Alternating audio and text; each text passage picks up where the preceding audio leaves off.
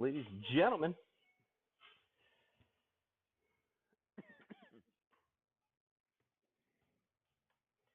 ladies and gentlemen,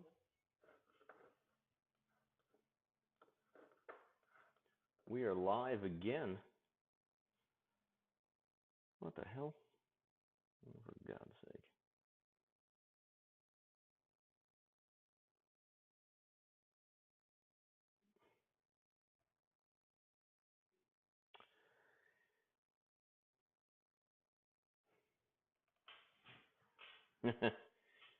All right. Let's get a few things started here.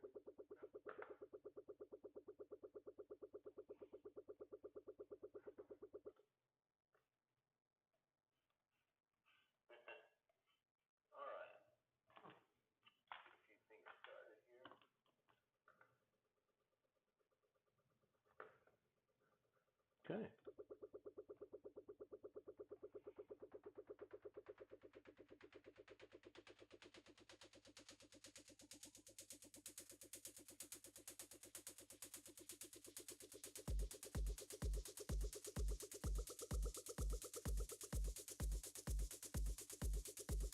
Oh, hang on one second.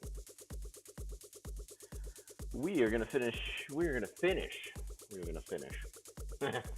try and finish the Hunter S. Thompson piece tonight, because I want to get this photographed and move on to something else.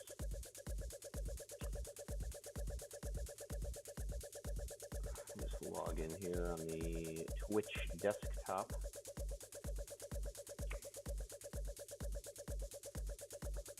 Gotta go dark mode. Okay.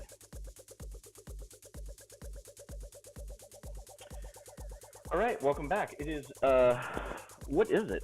I don't even know what today is, because it is Wednesday the 13th of June. I can't believe we're halfway through the month, halfway through the year already, and we're moving right along. Spring tour is now over, and I'm working on moving on to fall tour, which begins in September.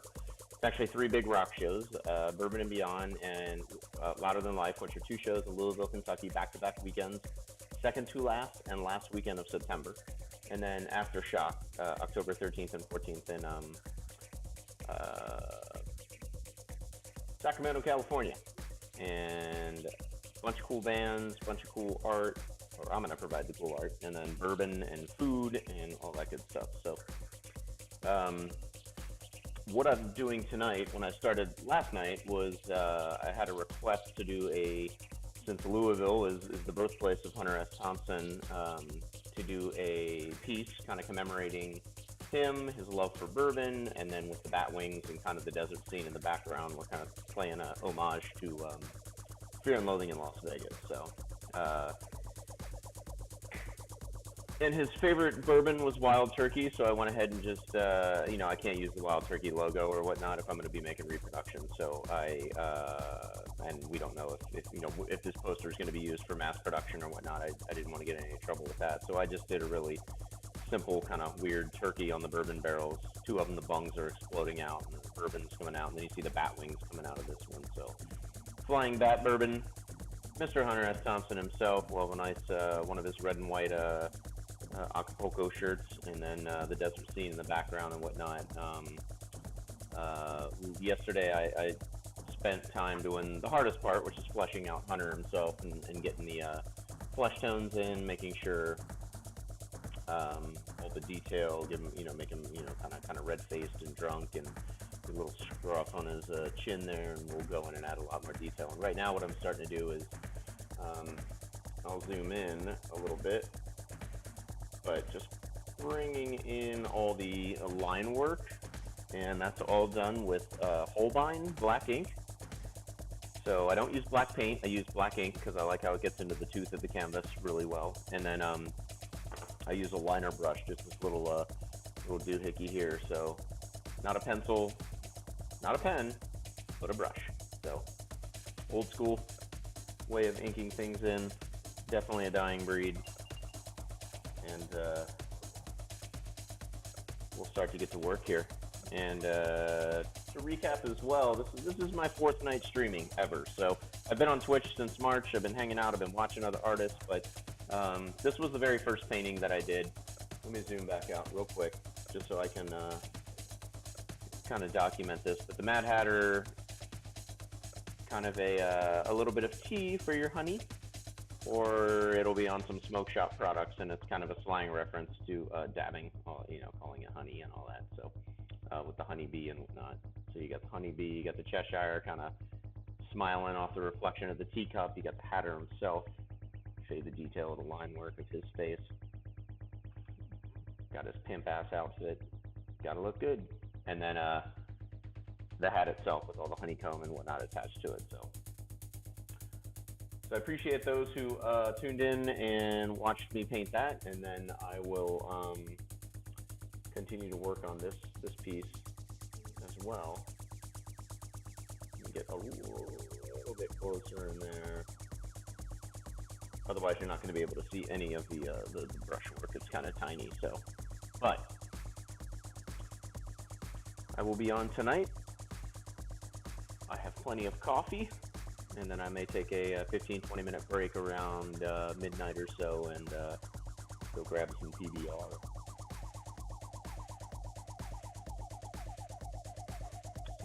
Coffee.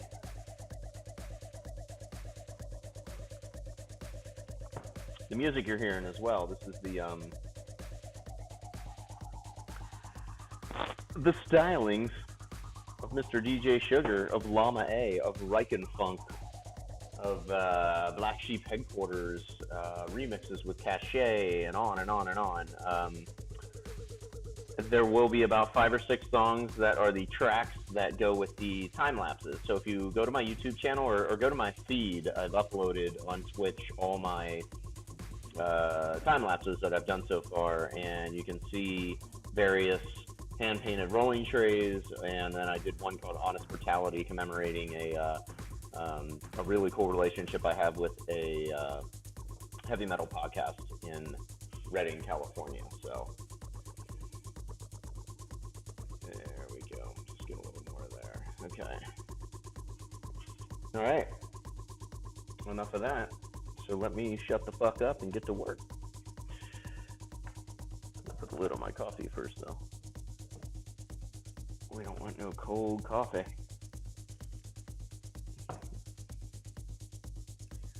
Well, unless it's cold brew or iced coffee.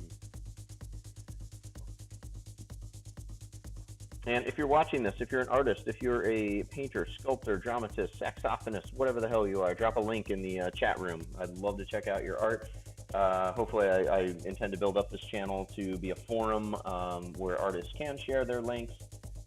And if you guys have any questions about the business side of art too, the studio I am in right now is eventually going to turn into an agency where I am going to start signing artists and being able to do everything from book tours to produce products for them, get them distribution, basically do everything a gallery and a licensing company tries to do, but doesn't pay artists very well for. So we gotta change that. And being as I am a working artist and I make my own money and I do very well, I really don't need to fuck artists out of their cash. So.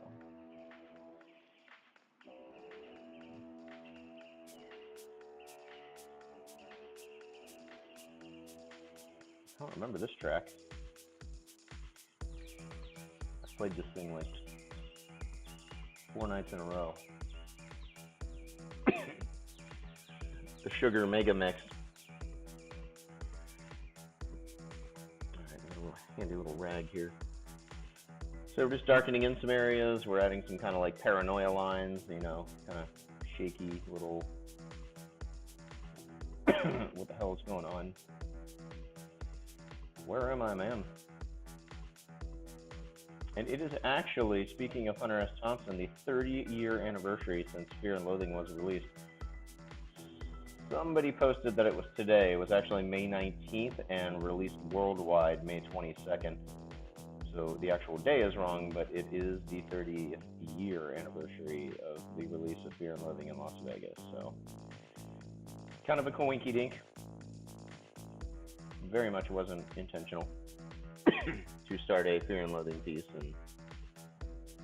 or a Hunter S. Thompson piece, and then it being the anniversary of that wonderfully drug-fueled ride through the desert, starring Johnny Depp and Benicio del Toro.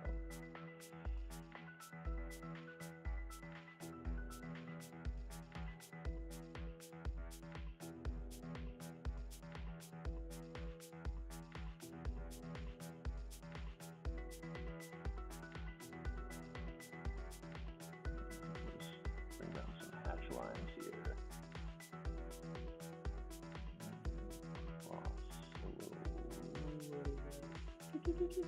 There we go. That'll be my first poll. Who makes sound effects while drawing? I bet there's more of you that do it than you think. Like this track.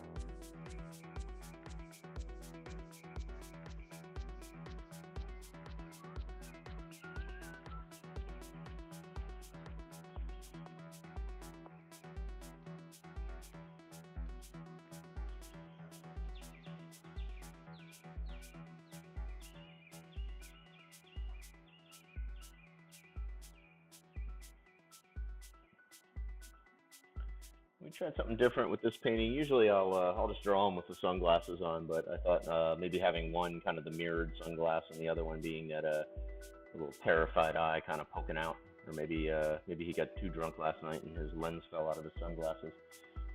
You know, sometimes I like to reassess. I've drawn Hunter a million different times, and you know, definitely one of my favorite subject matter or pieces of humanity to draw.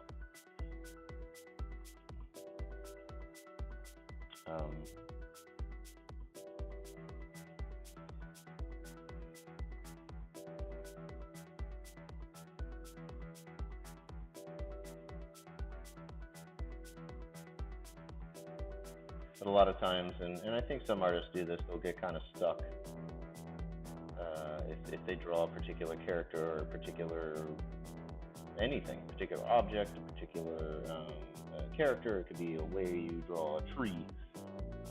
And sometimes it's fun to just reassess that and actually pay attention and go, hey, you know what? I am always drawing a fucking tree like that. Maybe I should switch this up a bit. And then from there, that's how you grow as an artist. And I find sometimes you get some pleasant results. And sometimes you don't. Sometimes you're like, yeah, that original way I draw it, that's my style, and that's what I'm known for, so we're going to keep it that way. There we go. Darken it right. Where the glasses.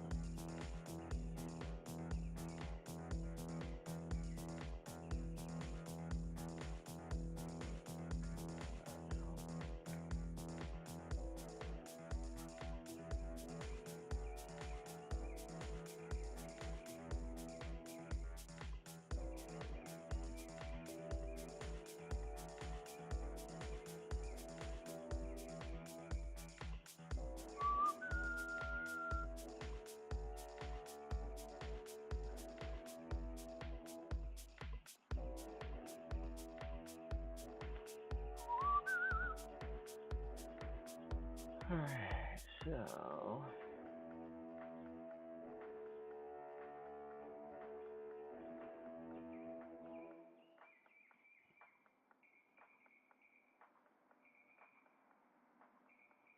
we can put in just some random, could be the corners of his eyes, could be just something reflected off the glass, but just little texture lines, little things going on.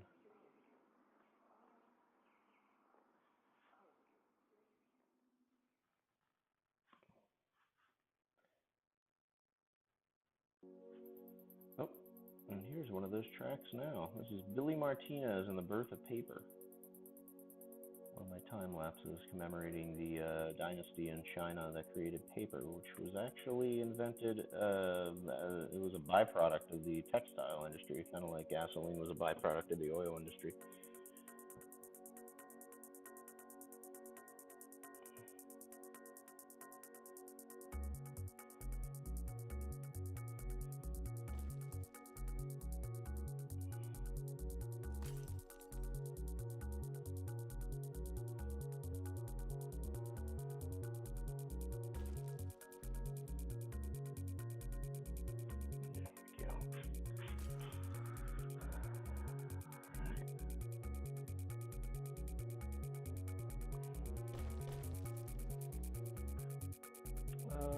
Let's bring in the other side of his head here.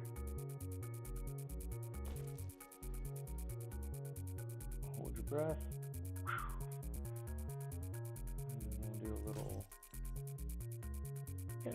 one of those lines from comic books. Just to kind of show where a reflection would end. Give some depth.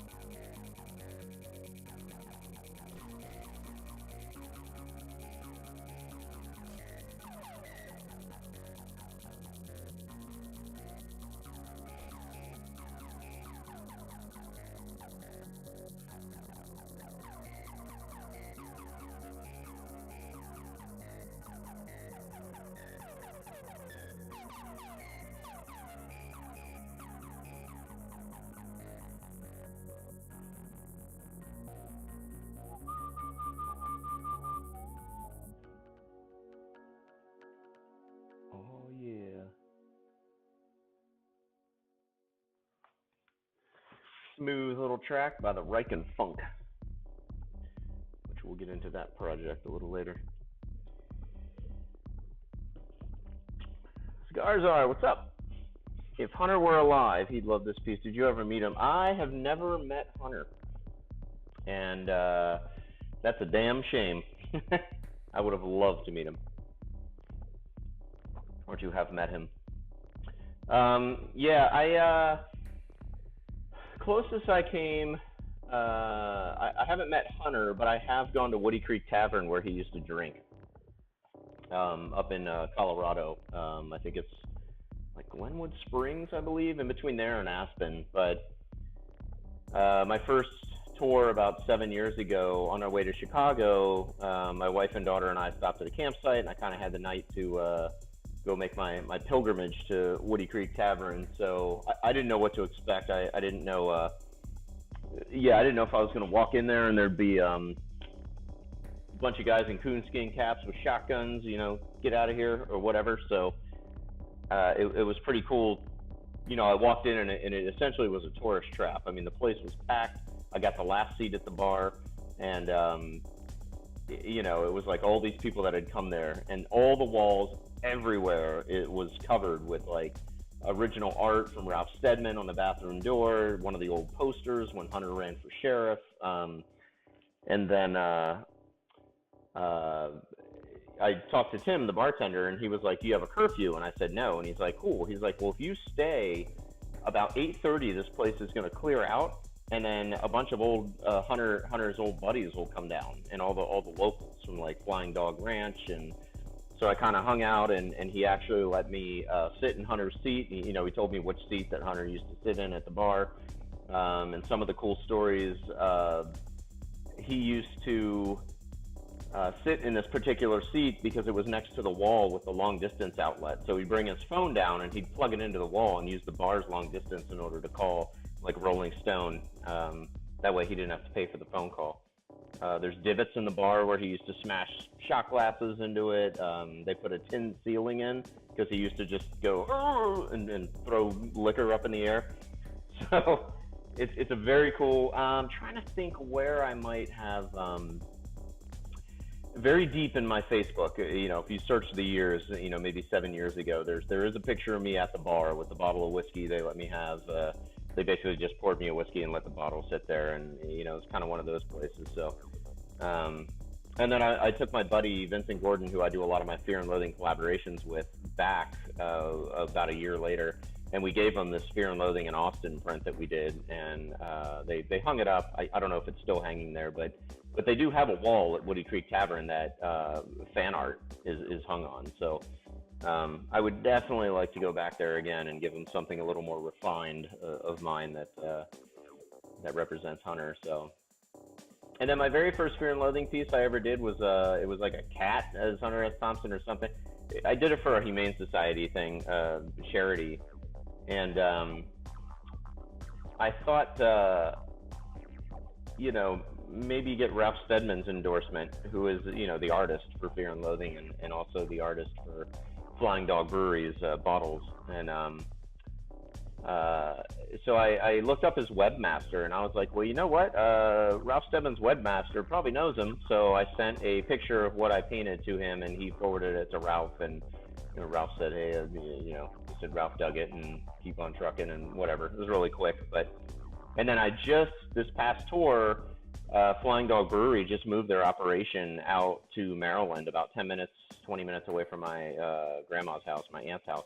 So I actually did the Flying Dog Brewery tour. So you go in and they have Steadman's art everywhere, and it was really cool. So now I've been to the brewery and I've been to Woody Creek Tavern. Yeah, you know what?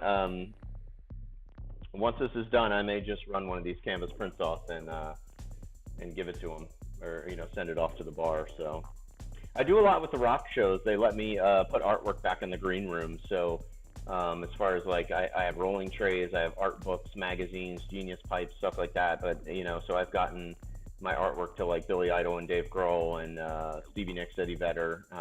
But I just finished doing a cover for Herb Magazine. It's called "There's a Lady" is the title of it. If you go to my website and look up the print.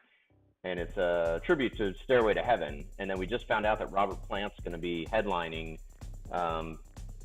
Bourbon and Beyond this year. So I'm going to run a little canvas print off and see if we can't get that back to Robert Plant as a little gift. So, but yeah, I definitely need to get some art up in the Woody Creek Tavern and hand deliver it. I need to get back there, and that would give me an excuse to go back there. What do you mean? I got to deliver this thing. Of course I got to go back. Yeah, Zeppelin's one of my favorites. I play a lot of this dance music right now because it's just what I have that isn't copyrighted, and it's, what my business partner produces. So, but I grew up listening to like old industrial music and classic rock. So, and my wife actually walked the aisle for our wedding to Over the Hills and Far Away. So, big Zeppelin fans for sure. And the fact that I get to see Robert Plant this fall is just crazy. I'm like, I remember being in high school and a lot of the bands I really dug. I was like, man, I'm never going to see these people because they're going to die. And then at that point, you're in high school, so you're like, anybody that's 10 years older than you, you're like, oh, they're elderly. But as you grow up, you're like, oh, they definitely probably had another 40 years in. And Hans Zimmer. Yeah, my music tastes are all over the place. Definitely electronic, this kind of chill. It's really cool to draw to, but the industrial music was, I just went and saw the Wax Trax Records documentary at the Seattle Film Festival, and with all the guys from Front 242, and actually Paul Barker from Ministry, Bill Rieflin, the drummer for Ministry, and Patty Jurgensen were there doing a Q&A. Yeah, he's definitely got his own genre. It's like Zimmertronic.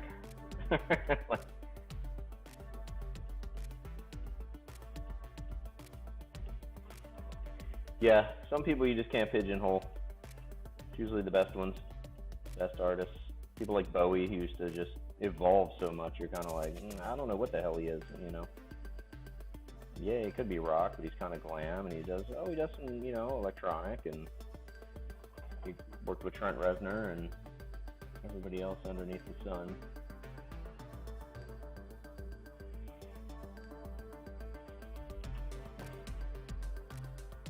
Razor Maid? All right, now you're talking something I don't know if I've heard of that. Razor Maid is crazy good.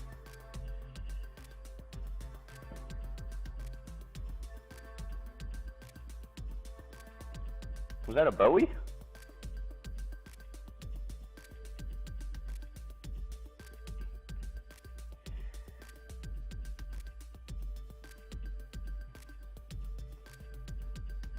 Sugar knows it. Ask him. Okay.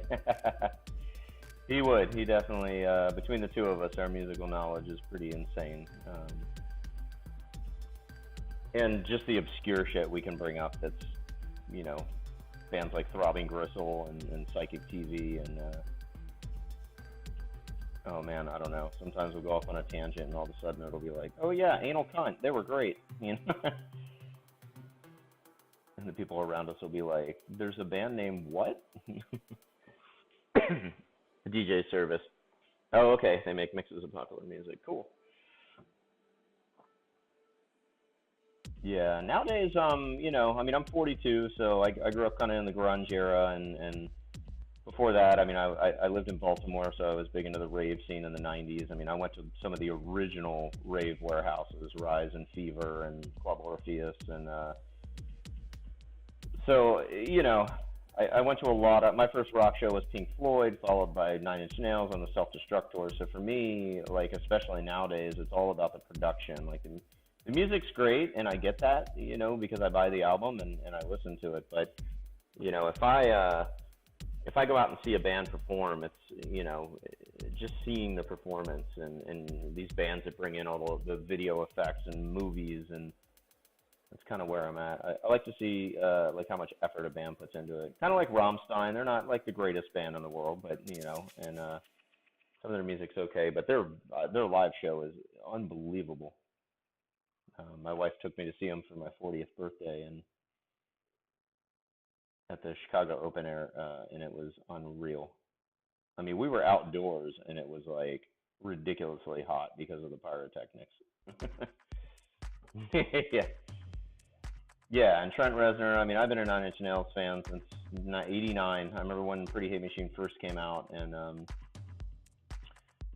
in fact, last year at Aftershock, Nine Inch Nails headlined, and the hospitality manager, I was giving him a bunch of product, a bunch of rolling trays and art to put in the green rooms, and I said, hey, I don't particularly care to meet the musicians. If they want to come out and check the artwork out, that's cool, but I'm a professional, they're a professional, we're both there to do our jobs. I'm not some autograph hound, or I really don't give a fuck. A handshake's better than an autograph for me, but, I said, hey, I wouldn't mind, like, if I signed a book for Trent Reznor, could you get that to him? And he said, yeah, man, like, we'll take it back, and as long as the manager approves it.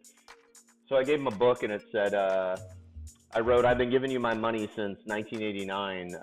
Every penny worth it. Thanks for the music, Sean. Just something simple. And evidently he really dug it. So they got it backstage to him, and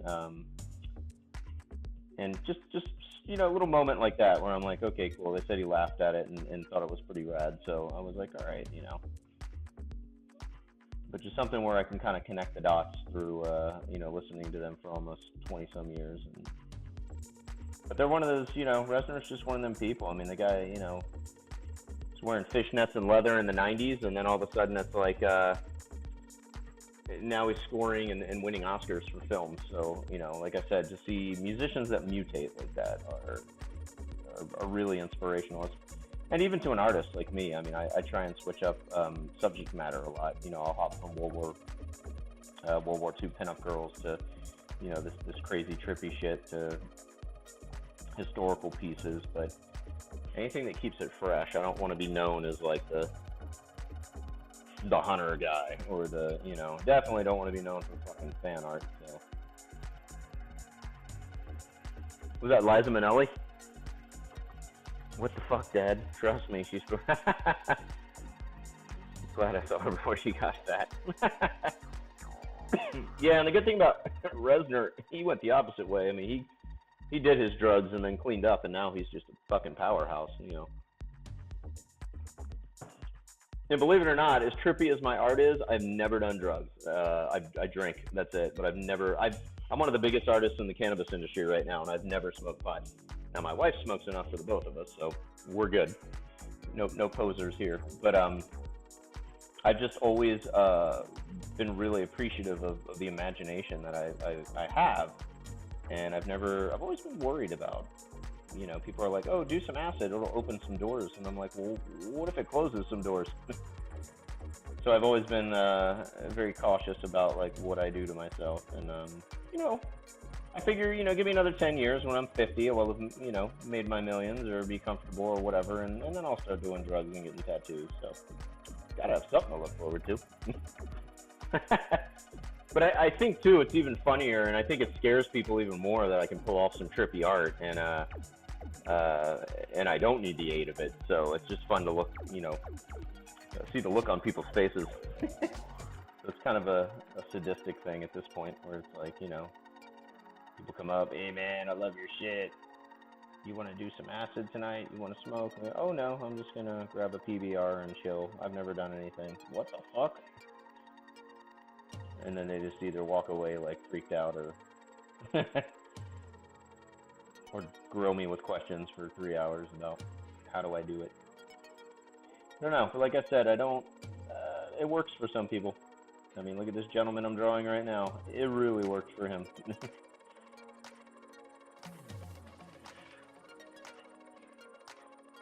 Yeah, I mean, it's, I think if you see drugs as a necessary to create, it's definitely an excuse. And you just definitely don't have it, you know. And whether you pull off some mind-bending shit while you're on drugs, I mean, that could be, but it's obviously within you. You just need to figure out how to pull that out, you know, without the use of drugs. But if it's the only way, I mean, whatever. That's your thing. Like I said, it worked for Hunter. But people that say only good shit comes from doing drugs and whatnot, like, I'm definitely out to prove that wrong. And this is coffee, by the way, not like a fifth of whiskey in a thermos. We're gonna go long tonight.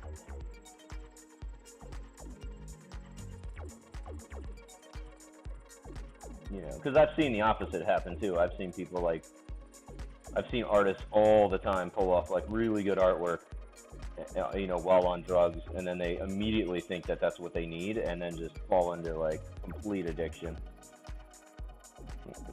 where they're not like respecting the drug. It's like, well, if you're gonna do it, like, you know, make sure you're paying attention. And you're in an environment where you can handle it, and you're actually using it for creative purposes.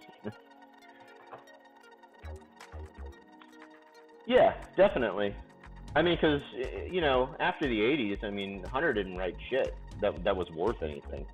I mean, you know, he went through a point in his career where, and I honestly think if Johnny Depp and Benicio and them didn't put out Fear and Loathing in the 90s, like, he might not have enjoyed the latter half of his, you know, fame during the latter half of his life before he killed himself.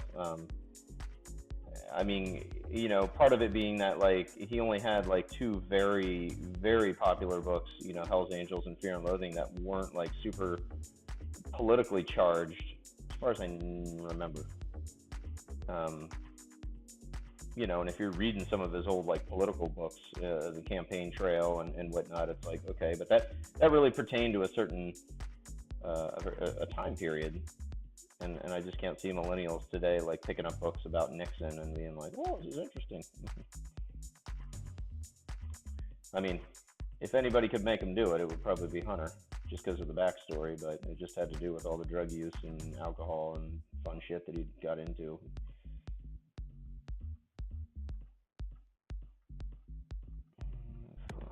Double here. But just once that movie came out, and then he just became a living legend, just iconic, and everybody wanted to be him. Every writer wanted to write like him. But there was a grace to his madness. I mean, you can't just pick up a pen and just say, oh well, that's awesome. I can just write like a fucking maniac and it's gonna come out really well. It's like, no, you actually have to know how to write too. Yeah, young people think they're politically aware, but quite frankly, they're. Oh, exactly. I think most people nowadays, young, old, I mean, old people too. Old people are just so stuck in their ways a lot of times that, I mean, I can feel it in my 40s. I can definitely, yeah, we're not talking politics. We're just talking about how it makes people. It's all good. But even, like, I look at my little brother, and I remember talking to my dad once about something and, his behavior. And I said, well, he just hasn't become bitter yet, or he hasn't, and he's like, yeah, you're right. And I said, yeah, dude, you just naturally feel that when you grow up, grow older, and you just keep seeing horrible shit and the same shit happen.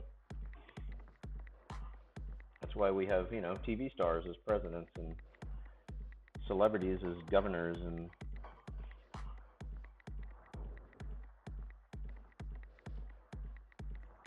I mean, I'm all for anybody who can get the job done, but right now it just seems like anybody, people are just so obsessed with being in the spotlight.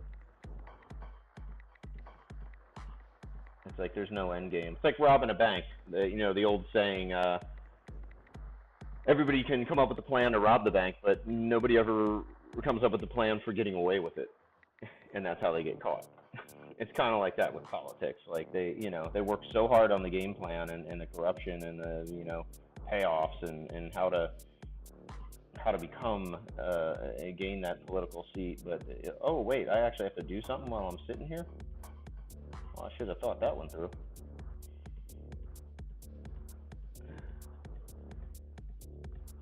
The card definitely, yeah, like that. When the Kardashians, when famous people become famous for doing nothing, that's what really just astounds me.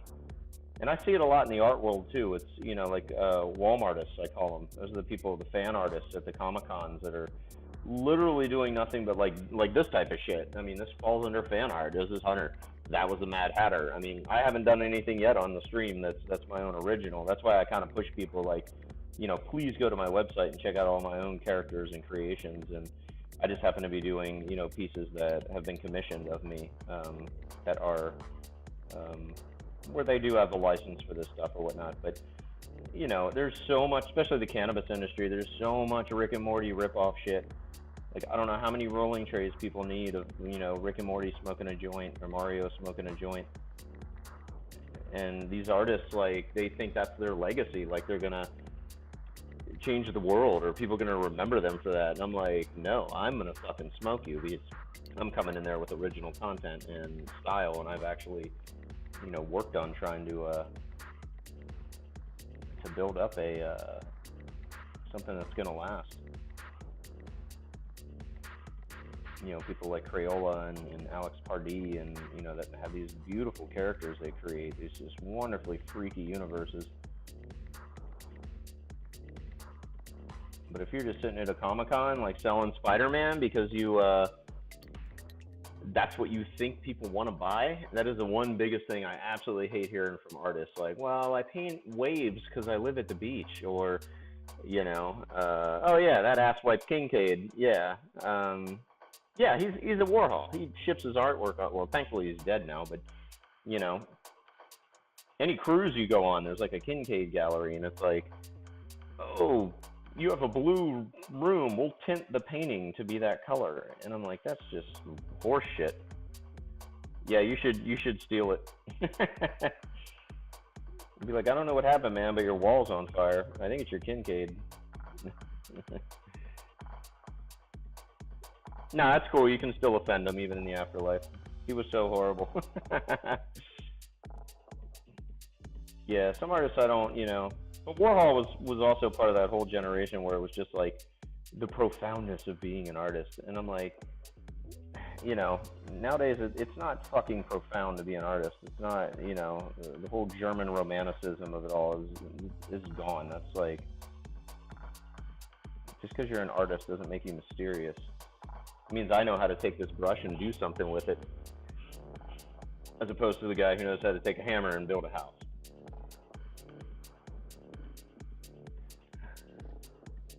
Yeah, yeah. Oz Weepays. Reminds me of that old Saturday Night Live Nicolas Cage skit. Yeah, but just being an artist for an artist's sake. Like, you look at some old Picasso videos where it's these art films and, or like Pollock, yeah. The guy was, I don't know, the whole thing about him. To me, he was just a raging alcoholic that found the easy way out. He stumbled into like spilling paint on a canvas, and then they're talking about how they found mathematical algorithms in his paintings and whatnot. And I was like, well, if you're just sitting there like swirling your arm around at a rhythmic pace, I'm sure you're gonna find some sort of something you can pull out of there, mathematical.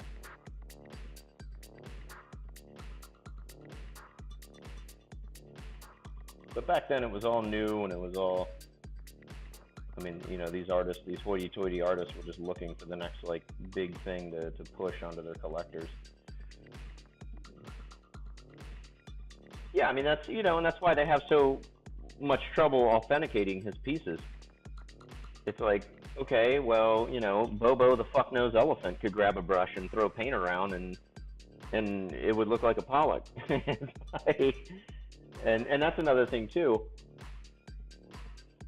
That's why I encourage, artists to find their style amongst, putting that at the top of their list, not worrying about painting what people want. I mean, I spent 15 years, the earlier part of my career in San Diego, which is as funny as this is to say, it's an incredibly conservative town. I mean, most people say, oh, San Diego, the beach party. No. And the art scene there it's all whales and seascapes and just ridiculous shit where you're like, how much of this do we need?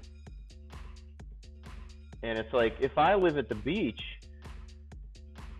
why do I want to decorate my house with beach shit? I'm not like Robinson Crusoe. I can't, I'm not just pulling shit off the beach to make a home. I mean, I can go anywhere. I mean, I'm in a civilized beach town where I can buy creative art. I can ship in elegant art that has intelligence. To me, like, decorating your house, like the ocean, and having ocean scenes on the wall, and then opening the door and seeing the ocean, that's not a coolly, an awesomely decorated house. That's the Twilight Zone.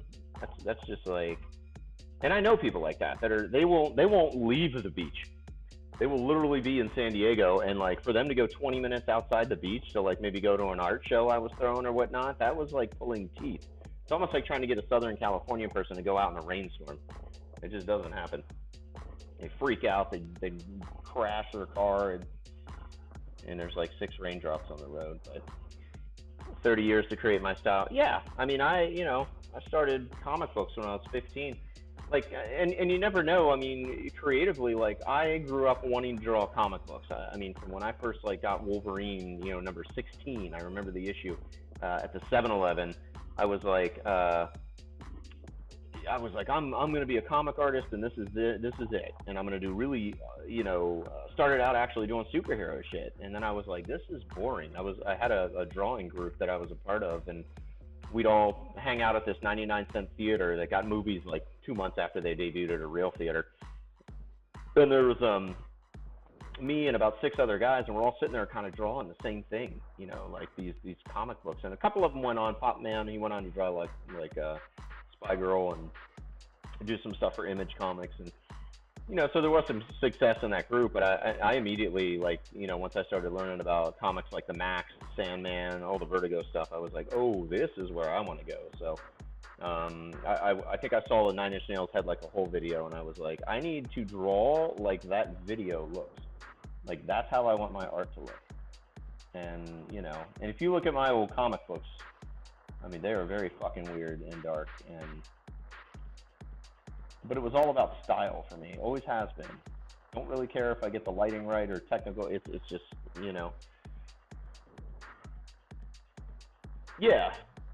Yeah, I mean, it's got a cartoon influence, but maybe there's a little bit of like old style painting and how I shade. I mean, it's, I like combining all those elements and keeping people, on the kind of guessing where my influences came from. I mean, I learned to paint by watching Bob Ross. I mean, he's the man. That's your basics. I mean, he basically said, like, if I can paint a painting with a 4-inch house brush and 2 colors, you can do whatever the fuck you want. And I took that to heart. So I was super stoked. And then I got into, I love the realism but the kind of the caricaturism of Norman Rockwell, and then Gottfried Helmwein. He's one of my absolute favorites. I mean, you see some of the stuff that he did, the Boulevard of Broken Dreams painting, and then he went on to do a bunch of Rammstein covers, and then he's done like the whole series where it looks like 1950s cops like beating up Mickey Mouse, and I mean, his stuff is absolutely insane. And then H.R. Giger, and got into a lot of the darker artists like that. So, thank you. Yeah, and that's what I try and and that's what I tell artists too, especially in San Diego when they're struggling. I said, dude, if you can make a career in art in San Diego, you can do it anywhere. And I mean, I cut my teeth on just battling these yuppies out there that were like, we want the splatter painting abstract, because it's funny, these people will come up and they're like, oh, it's so abstract, and I'm like, what do you mean abstract? That's a hill, that's a person, that's a bat, that's a shirt. I'm like, there's nothing abstract about it. I was like, you can clearly see what the fuck it is. They just, that's the fine art term. Like, everybody is, if they think it's if they want to sound like really hoity-toity, it's abstract.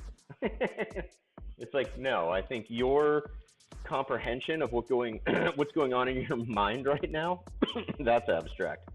But my artwork is not abstract.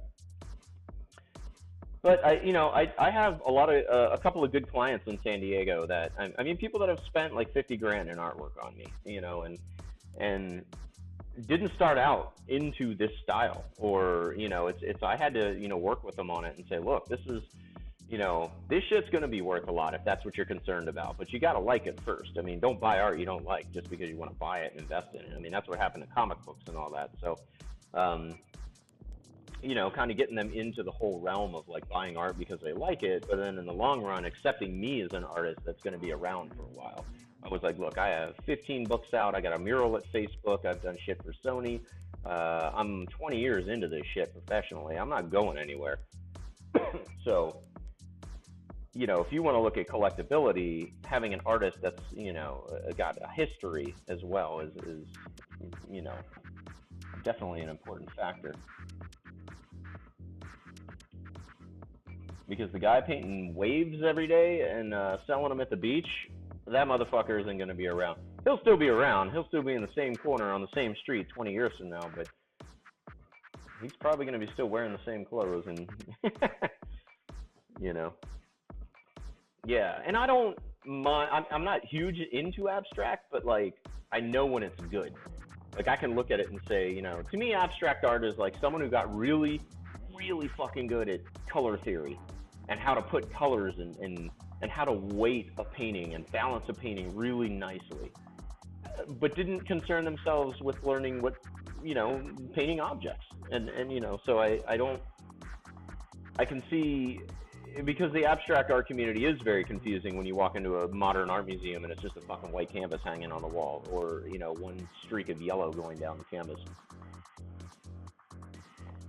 But if you can actually look at it for what our abstract art is, and the people that shine and actually do, you can pull up really good examples of abstract art.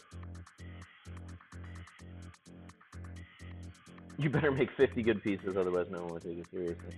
Yeah, that and having a good catalog, and I have a chapter in my new art book, and it's all about how it's easier to sell a $5,000 painting than a $500 painting, and I believe in that firmly to this day. Perceived value, and I mean, people get suspicious when you do like, oh, I've got this giant painting, it's 6 feet by 4 feet, and yeah, it's $500. And people will be like, okay, well, yeah, maybe I'll spend it. But it's like, if you say, oh, yeah, it's 20 grand or whatever, it'll be like, oh, well, And that's when you offer them like reproductions or whatnot. But I've sold a lot more $5, $10, $20,000 paintings than I have, with much more ease than I have selling a $500 painting.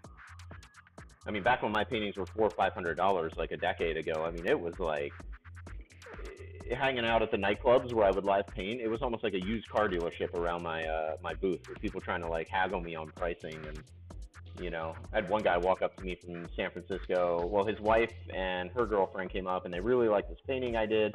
I said it's $500 or $600, and he came back, and then he walks up, and of course he's wearing this custom suit. I mean, I know what a good looking suit looks like, and I'm like, and he's like, well, I'll give you $250 for it. And I was like, yeah, it's $600. I'm like, when can I get the other $350? And he's just kind of laughing, but you could see the insult in his eyes. And so I'm like, I don't give a shit, man. I'm making a living here. I was like, you already make money, and you probably, yeah. And they weren't my type.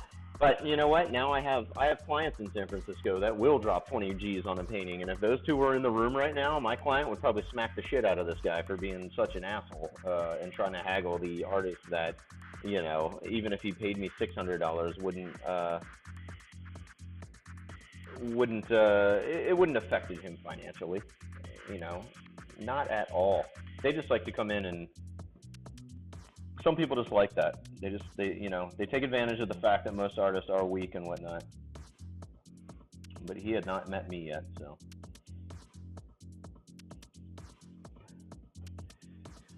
Yeah. Oh yeah, I stick to my guns for sure. That's one thing I am good at is I just don't give a shit at this point. I mean,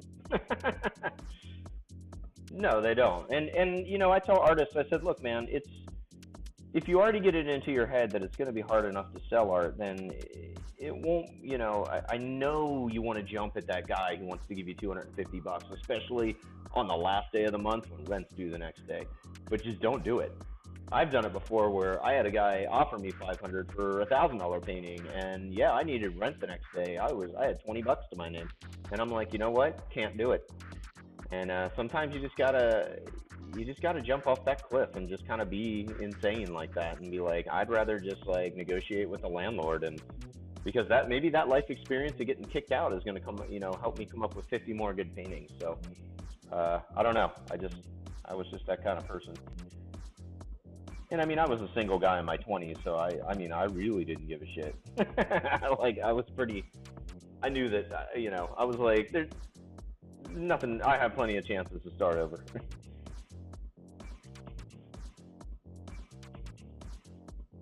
But what I was saying, yeah, you don't want to become a whore for your own product, and as well, you start to weed out the used car salesman, and you start to build up. And then after a couple of years, you start to look around. Like, I look at my phone now, and I'm like, holy shit, my Rolodex, my contact list is pretty awesome.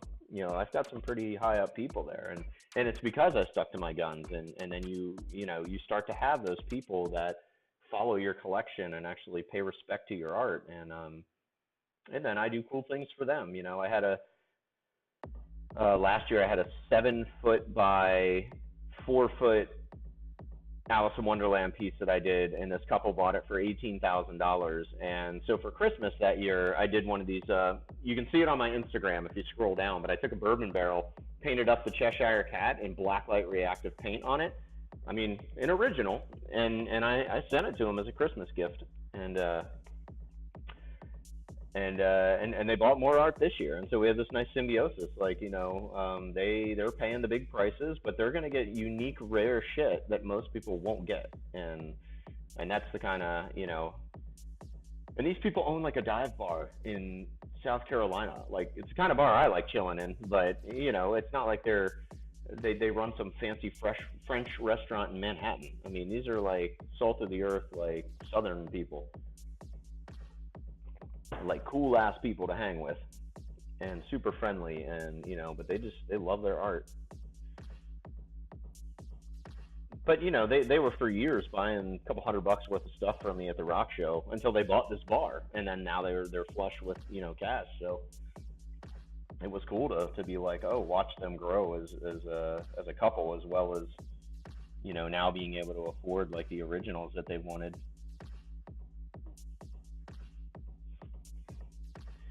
Yeah, and it's amazing. One thing, and I brought this up a couple times in the last year. Like, one of the kind of coolest, weirdest things that I've seen is so there's another artist, Kai Martin, that's been touring with me for the last couple of years, and he sat out this year. We have him doing some other stuff or whatnot, but I'm trying to get him to grow, as an artist too, and because his art is a style that I really endorse. I really love it, but he wrote on his after his first couple tours, he wrote on his Facebook, he was like, I find it hard to discuss like my political or religious views or whatnot because I feel like I'm going to alienate half my crowd. And I'm like, that's great. Like, why would you worry about that? I said, the coolest thing you're doing right now is what everybody's fighting over. I said, you're creating a painting, and Republican, Democrat, religious, non-religious, Satanist, whatever the fuck, love your art. You're bringing people together, and you don't have to have a movement or a hashtag or get on, some YouTube tirade or become just a complete fool online in order to kind of get the message out there, or go shoot up somebody. Or it's like you're just chilling at home painting, and you're doing what every politician can't do right now. And so it's like, why would you give a fuck? I was like, A, no one wants to hear your political shit anyway, so cut that crap out. But B, it's like, like I say, if you took all my fans and put them in a room, it would probably be a bloodbath. I mean, somebody would set somebody off, But the fact that I can go into all these genres and have these super conservative gun owners and, or vegans from Portland, or, every other stereotype you could think of, and they all like the artwork. And that's all that matters, is like, I'm a dude, I'm creating some art, and people like it, and I'm making a living off of it. And that should be like just a cool, that should be a business model for life, I think. And I don't have to go around and spew a message. I just have to work on my craft and actually just say, hey, look, I'm creating. Because, there's plenty of people that run their mouths about shit, but don't actually, it's like, okay, well, where's the end product or the end game of what you're spewing? Again, they can rob the bank, they just don't know how to get away.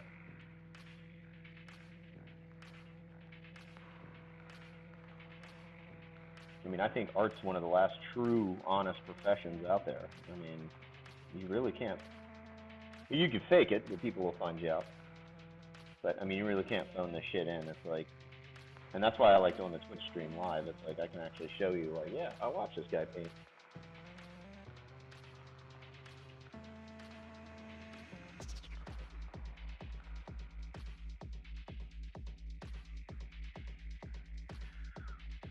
Oh, get in there. I love Hemingway.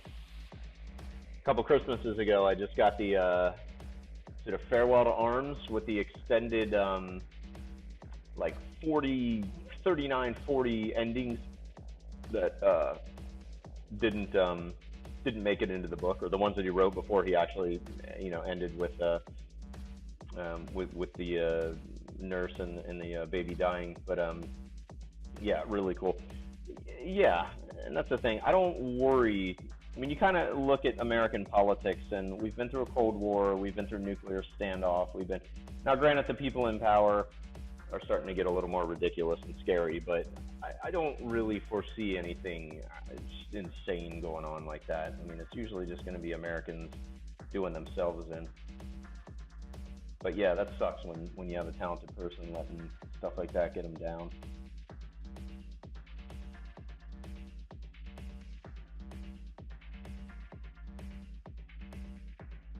And I bet if Hemingway saw what today's culture was like, he'd be like, oh, I didn't have it so bad.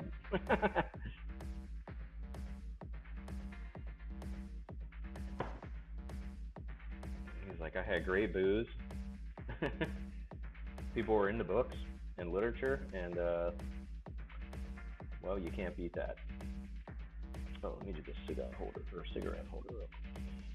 I forget it's there.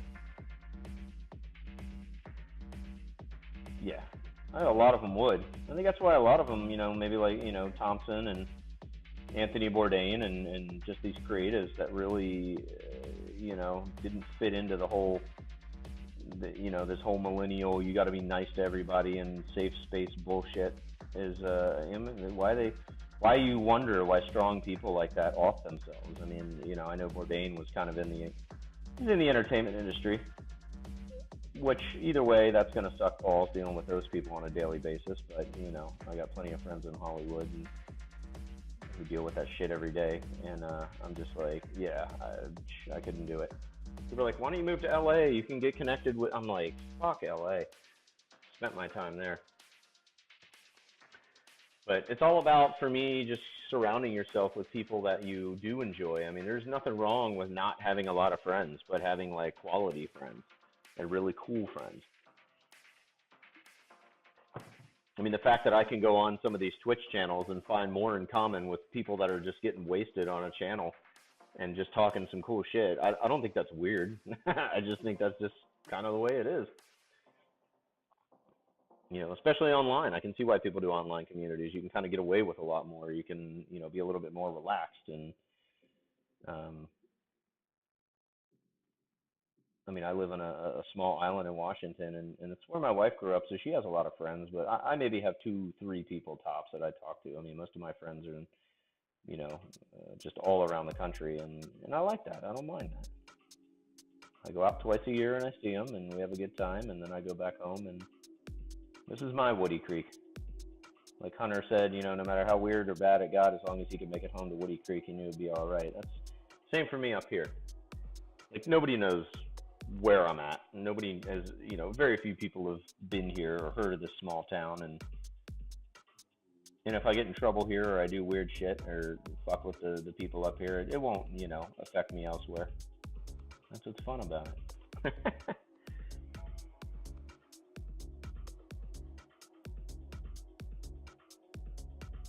Yeah. Oh, for sure, But that goes back to being like, my thing now is I don't understand the party politics, because it's like, and I'm kind of on Bourdain's side where, it's more about being a well-rounded person than it is being part of this or that. It's, I get where people come from on certain sides of things, and I don't see like, oh, if I believe in this, I have to believe in that. I mean, I'm an artist. That doesn't naturally make me a liberal. I mean, I definitely tend toward the left, I'm sure, but when it comes to like dating my daughter, yeah, I'm going to be the guy with the gun on the porch, and so there's definitely some conservative side there, but I think it just has to do, yeah, just nobody understands what being a well-rounded person is anymore. You can be at odds with the general population thinks, and in fact, I think that's what makes a cool person. I mean, I hang out with some weird motherfuckers on the road that are like, they're artists, but they're card-carrying NRA members, or they're, or they're vegans with machine gun collections. I mean, they're out there. Mulder was right.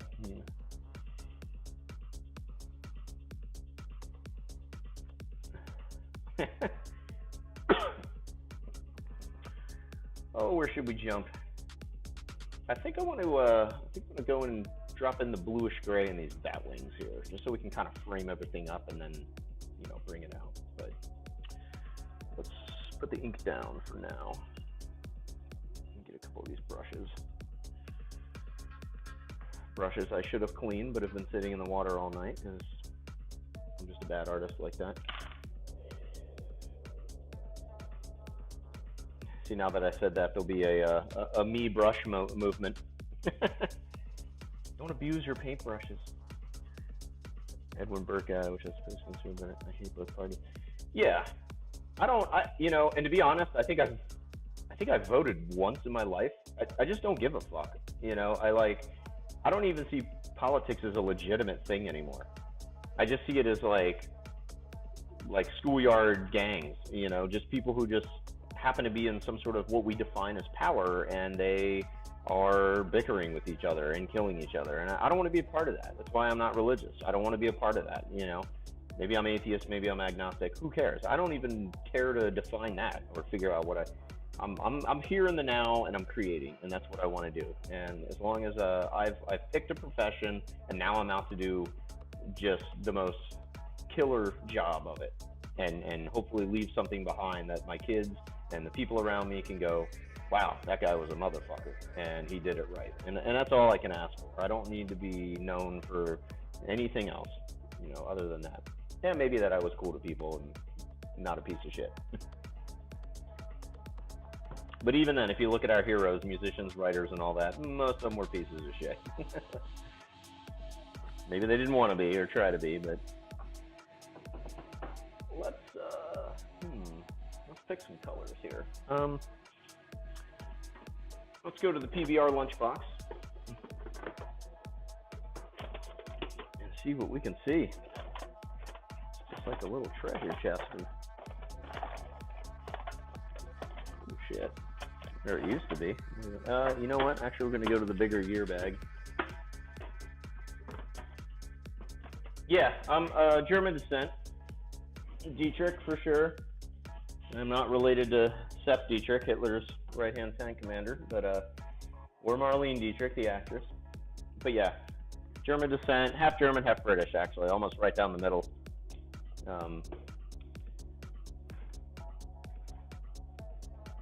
Let's see. Yeah, let's go with that blue and some ink, and I think we're good to go. Okay. Whoops. And then let's smash into the table. Okay.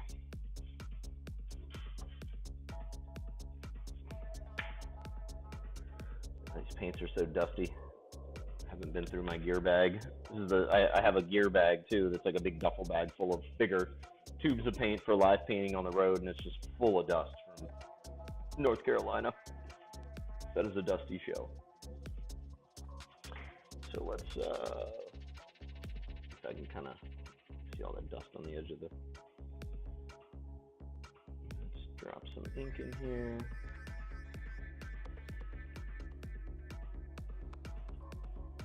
And we are going to, we'll go with this brush. In fact, we'll just do a little mixing with this, bring in the black. Oh, fuck, that might have been too much. Okay.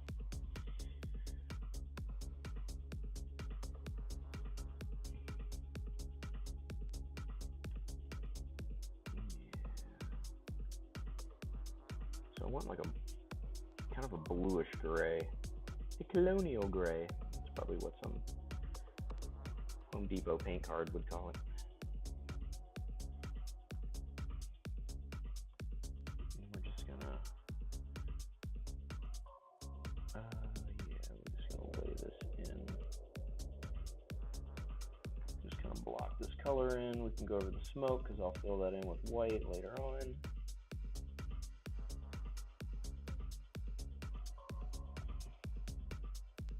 All this excess paint off this thing. Okay, pop you in the water. Pick up a little more paint. We'll start up here.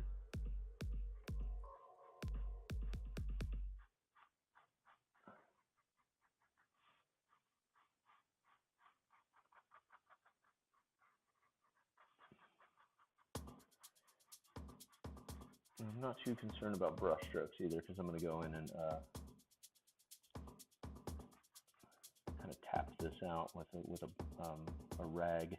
I'm just concerned about getting the color on there right now.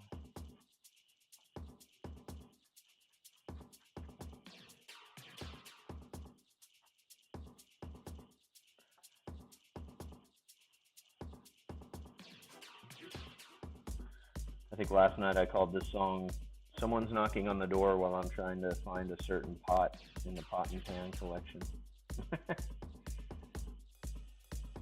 I'm pretty sure that's what they sampled.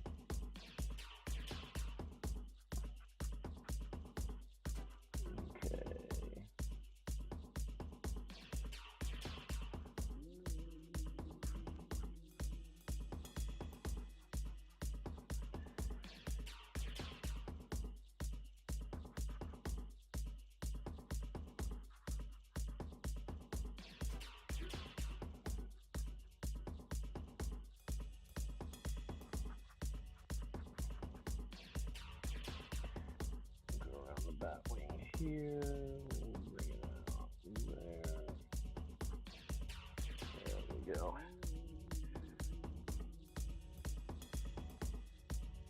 Oh yeah. No, that was one thing I did read, was it takes time, and a lot of the people that I've been following since March, it was just not only did they have some cool content, but yeah, they were on all the time. So no, I mean, I see it as I'm here painting anyway. It just helps my productivity knowing I have to paint for 4 or 5 hours each day, and to have a camera on and knowing I have to do this shit actually just helps it. I've heard that a lot too, as far as definitely Twitch is a good campaign for productivity for artists.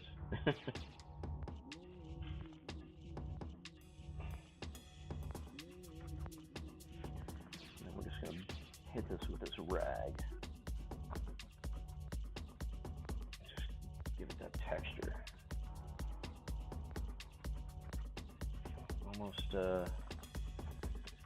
kind of has a stone feel to it. That's a gargoyle. Yeah, I mean, you never know. Like right now, even over the last 4 days, I mean, my Instagram's been blowing up. And whether it's just people that hop on and they go, okay, I don't want to watch this guy yet, but I'm definitely going to add him on Instagram. I mean, I'm amazed at how many, people have added me over the last few days. So if that is because of Twitch, then thank you. It can't hurt. And like I said, I really like the format. I just think it's actual social media. Like, we are interacting, I'm not just throwing something up on Instagram and going, like it, please. Because that, that's cool and all, and it's good to build up, and and I have, made fans and money and gotten sales off my site, but, just having that interaction is definitely, I think, what constitutes social media. My little brother's a gamer. I know he's on here. I gotta hit him up and let him know that my channel's live. But he's a big gamer. He knows about Twitch, so there we go. Here's where the magic happens. Put that water on, dab it off, boom. There's some nice texture.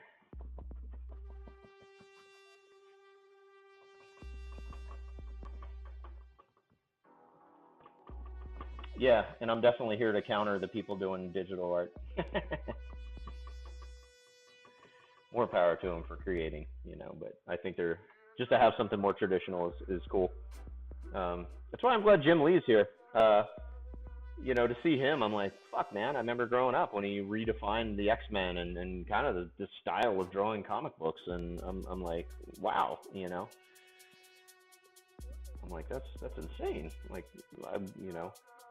I remember going on his show the first time and just joking around and being like, I'm on shrooms. And he actually, did a little thing in the camera where he was like, what do you mean, Sean? You're on shrooms? I thought that was cool.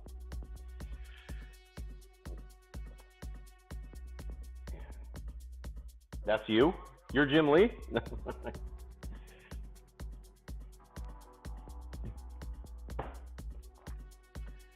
Yeah, I like that technique. I mean, it's not innovative. A lot of artists do it, but or the drips and all that. But I just obviously it's in the way an artist uses it. But I just love how much action it carries, and no, I'm not digi guy. That's all right, dude. We won't fault you for it. No.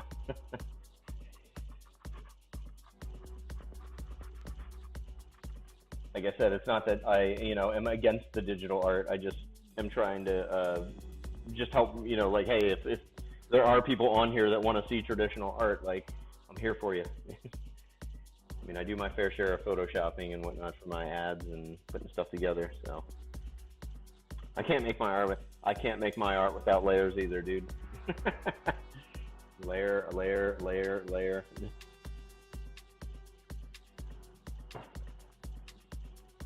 My thing with digital art, I'm just see paint on my hands, just not dirty enough. That might just be it. Maybe if they had a program or they had like a Wacom tablet that would shoot paint at you while you did it, I mean, that'd be kind of cool. Like maybe I'd be down with some digital art and I'd be able to do it. And it's one of them things, I'm just crotchety old man when it comes to like, I've been doing this for so many years, I'm not fucking around with the digital shit. And then I've tried it once and I really screwed it up and. Kind of like spray cans. I grew up with a bunch of graffiti artists, when I lived in San Diego and whatnot, and I was the lookout. I am horrible with a spray can, even with the caps on it. It's like, I mean, it really just looked like a retarded person grabbed a spray can and went to town. Let's go. Where's that little brush? There it is.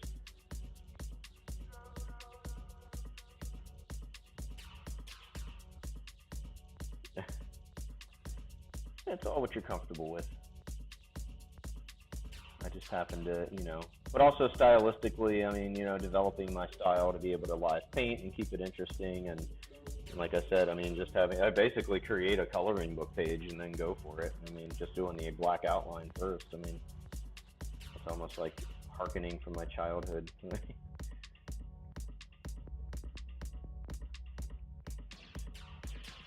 I definitely don't paint like old master style.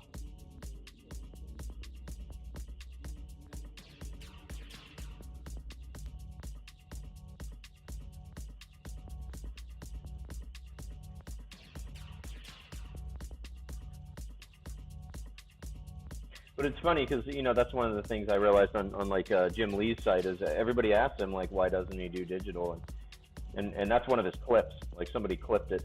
So anytime anybody types in digital, the clip pops up and it's him talking about why he prefers traditional media to. I mean, he's just been doing it for so long. And it works. But I know, like, I'm friends with Ali Garza, who did. He actually. Garza, my friend, actually did Anthony Bourdain's last comic book, Get Euro, so he was the artist on that. And, he does his stuff traditionally. He just hopped over to digital and does a lot more in digital. So I do know some artists that have transitioned over and they're finding, more pleasure in it. And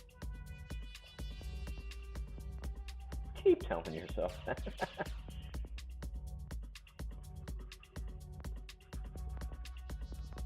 I mean, if they would have had me back in the day, I would have loved to sit down and chill with Da Vinci and painted, But if I came with this shit, they'd be probably fucking burn me at the stake. This guy paints demon fire. There's a man with futuristic spectacles.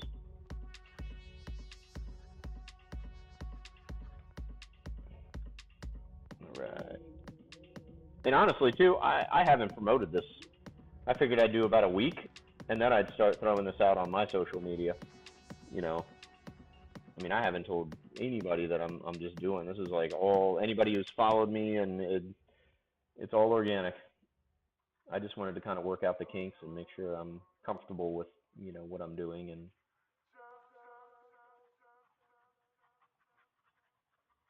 and then I'll let the masses in.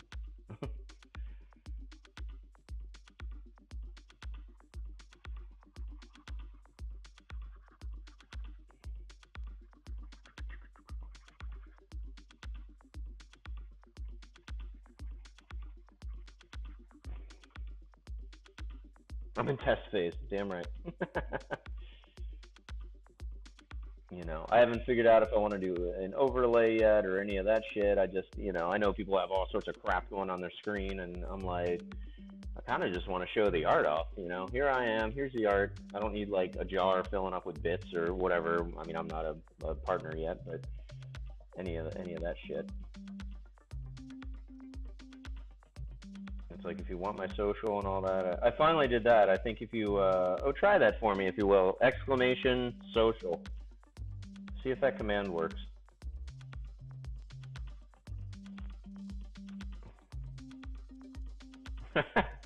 Yeah, there's a lot of anime, and some of it, man, I clicked on some of it, and it's just straight up like some guy like painting a half naked 14-year-old, and I'm like, Twitch should have some sort of like filter on that shit.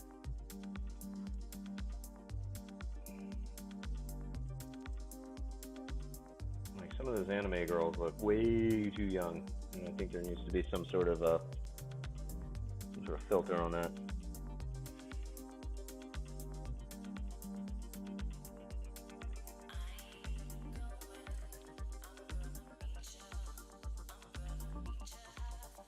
Oh, I like this track.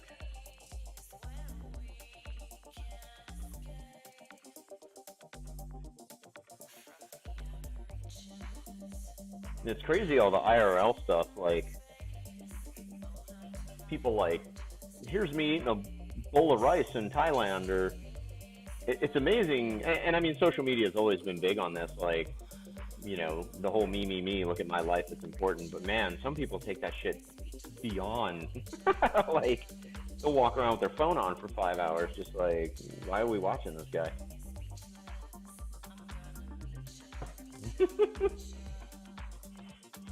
Like, is something gonna happen? Is this one of them movies that like they bait me in and then like nothing actually happens, and like, or maybe everybody just dies in the end, like Scorsese, or I don't know. Some of these are just absolutely outstanding. Excuse me, yeah. Like what they consider, what they think people want to watch, or one guy's streaming his honeymoon right now. I'm like, I don't know about you, but if like my wife would probably be like, I'll divorce you, I'll get this marriage annulled before it even begins if you stream our honeymoon instead of like, enjoying it with the woman that you married. Like,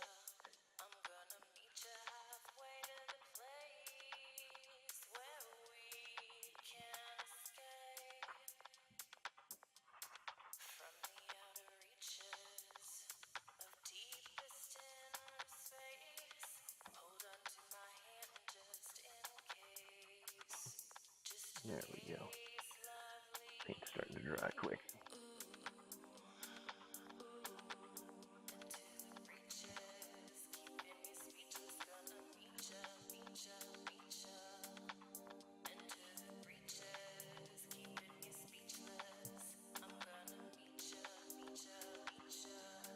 We'll add those holes back in later, because I'm too lazy to go around them right now.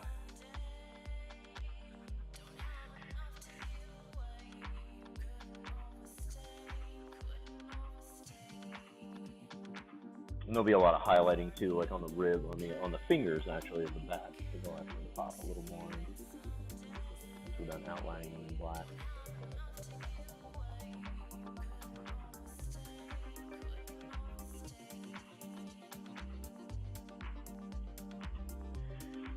Dab this a little early. Also will dry.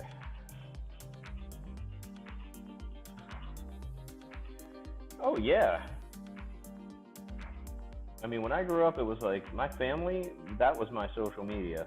Like, that's who influenced me. I knew that my parents, listened to them. And then the kids at school, there was a whole other influence. But now that the whole world is open to them, it's absolutely insane. And they don't have the ability to, or they haven't learned yet to filter. And they haven't had the experience in dealing with situations. And then they're, subjected to thousands of different scenarios every day. Complete overload on their frail little minds.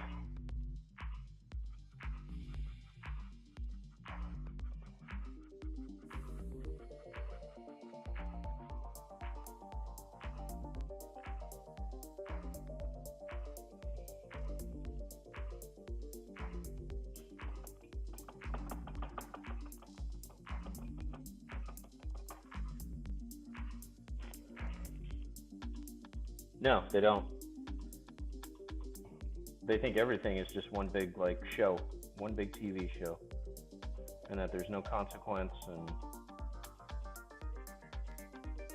And they grow up being like the media. Like, the story's hot for 5 minutes, and then they move on to the next thing.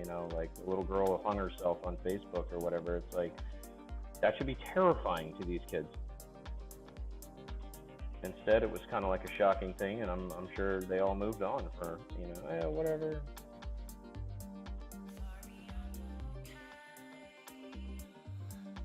And the fact that even shit like that's happening. Yeah, right. I hate typing on any kind of mobile device, especially the phone. My messages go out so fucked up because it's like, if it isn't autocorrect, guessing the wrong word, I keep just hitting the wrong letters.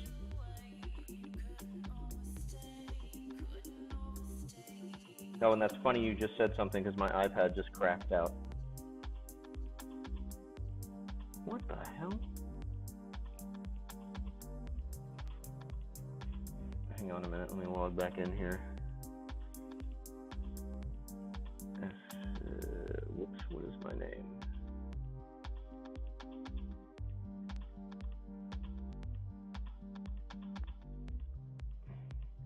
They heard us talking shit about Apple. So my iPad just whoop.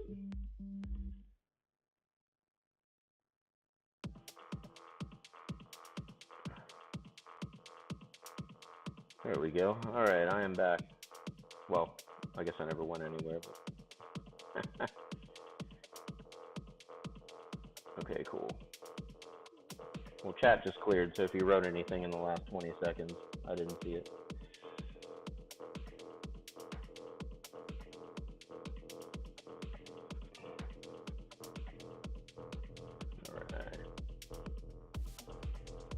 Oh yeah, dude, I get that all the time. I'll be like, I'm hungry for a pickle, and then an ad for Vlasic pickles will pop up, and I'm like, okay.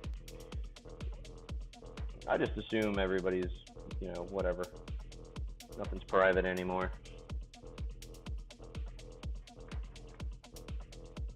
But I figure if I just keep painting weird ass art, they really can't hold anything against me.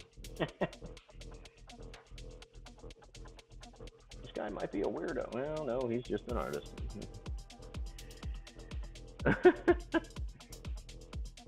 I always used to wonder about that when I first started out painting, and then when my first comic came out, and it's a really brutal, dark comic book, and I'm like, my parents are gonna see this shit. But then I'm like, well, what about all these artists and celebrities that they still have good relationships with their folks, and but they put out pretty subversive, new worker.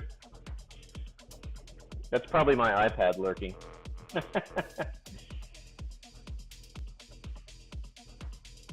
I am going to follow you, Sean. Yeah, or if you don't say anything, please follow. I got to get my followers up to 50. Alright, so now we can do that fun shit with the water. Okay, and we will do that with this brush.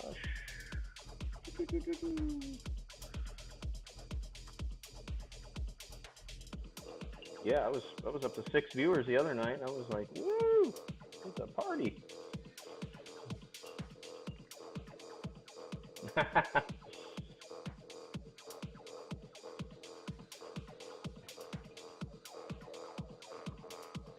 Yeah, I was thinking of just like hitting Twitch up and being like, hey, I know I just started, but you need to make me like a partner immediately because I'm a professional and I'm doing cool shit.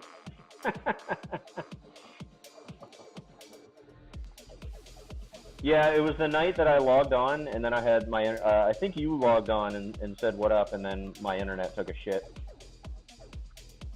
And then when I finally got it back up and running again, that's when everybody came on. I was like, oh, cool. And we'll just kind of scrub a little bit.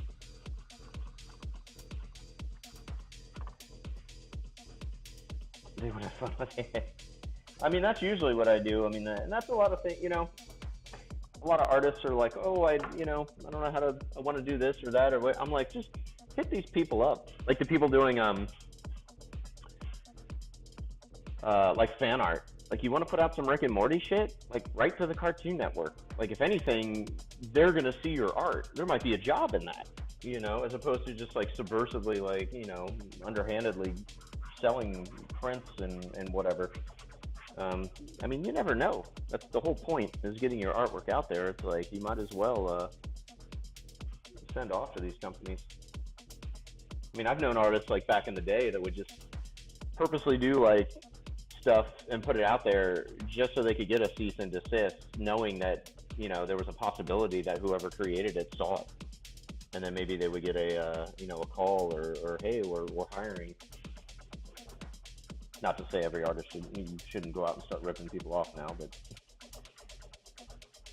but if you just have a burning desire to create something that is a character or something, it's like like the poster company that puts out my licenses my posters, so like Spencer's and stuff, they have the Fear and Loathing license, so I could put this out for them and it would be licensed through them. So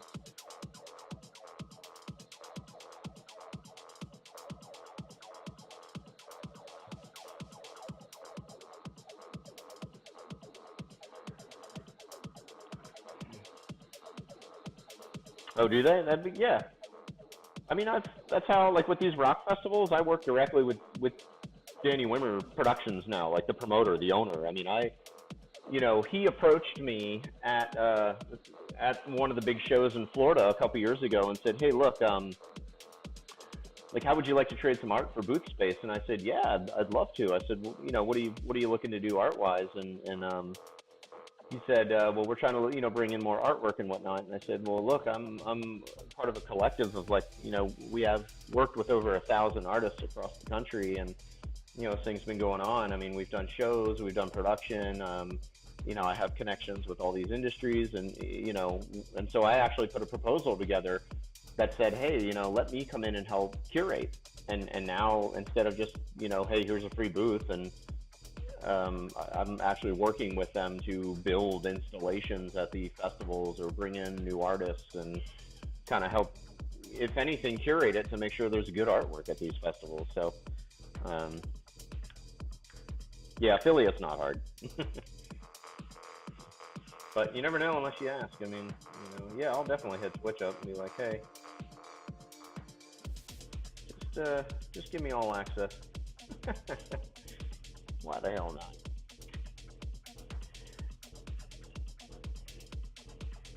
Yeah, I mean, I have such a resume now where I'm kind of like, usually I can just toss around a few names too. I mean, because once you get that big, like when I was doing indie comics, it was like, I had a hardcore, super dark comic. I had a children's book contract, which they happened to take,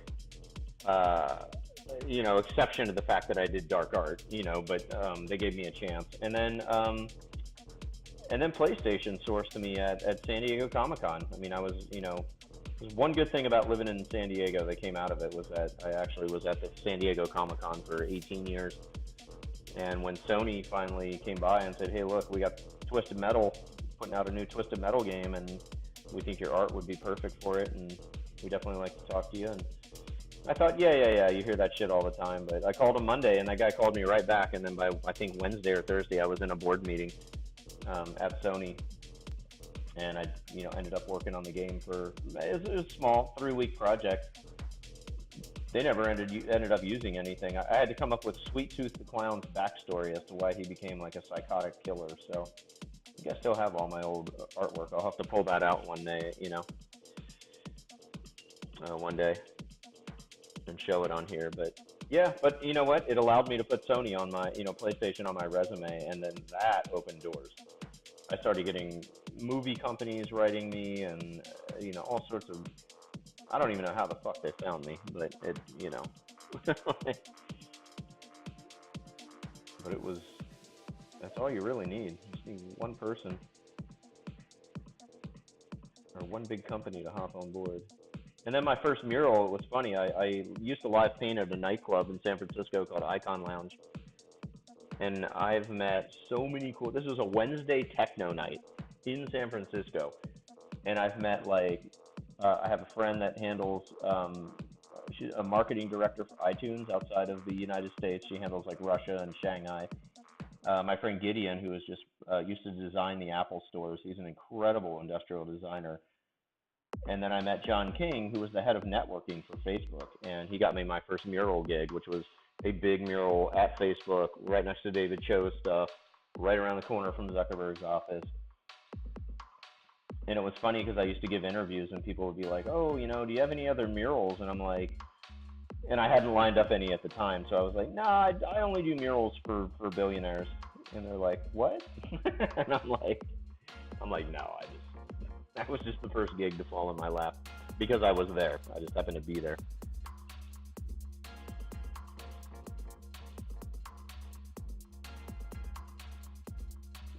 But I think, we're starting to see a push, kind of a push back from social media and back to actually getting out there and interacting with people, which is awesome.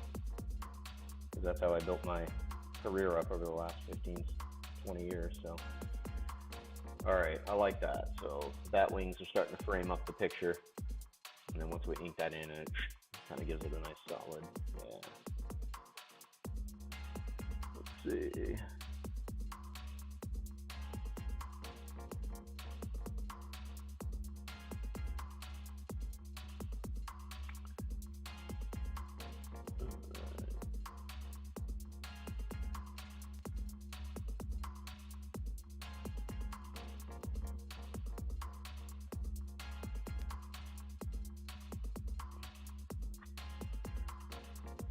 Oh yeah, San Fran's a place to party, man. I used to live paint at underground parties at warehouses. I mean, I would set up at midnight, and then I would paint till about 8 a.m. And that is just, that's a scene. Absolute insanity. But completely into the art. I mean, just unbelievable. I mean, night and day from San Diego. But if I was an artist painting zoo creatures and shit, and I'd probably could have made a go at it in San Diego.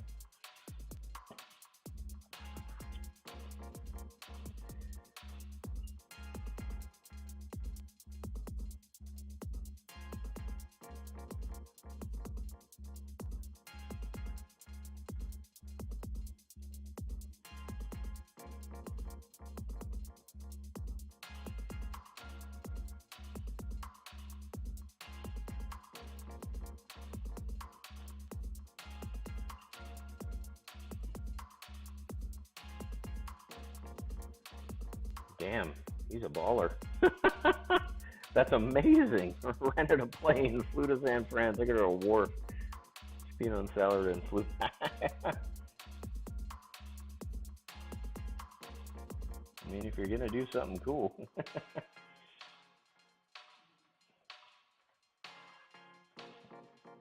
And thus your mom was sold. Sounds like a cool dude.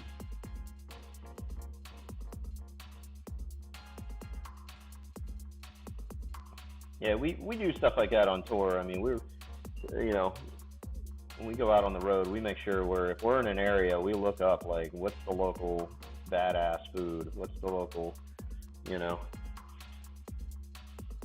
Damn, that was good money back then. Yeah.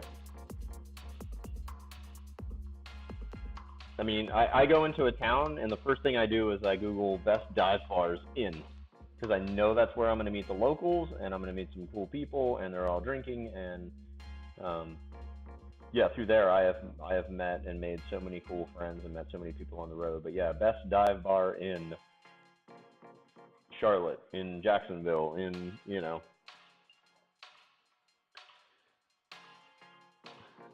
yeah. It's yeah. Most of San Francisco is a tourist trap now.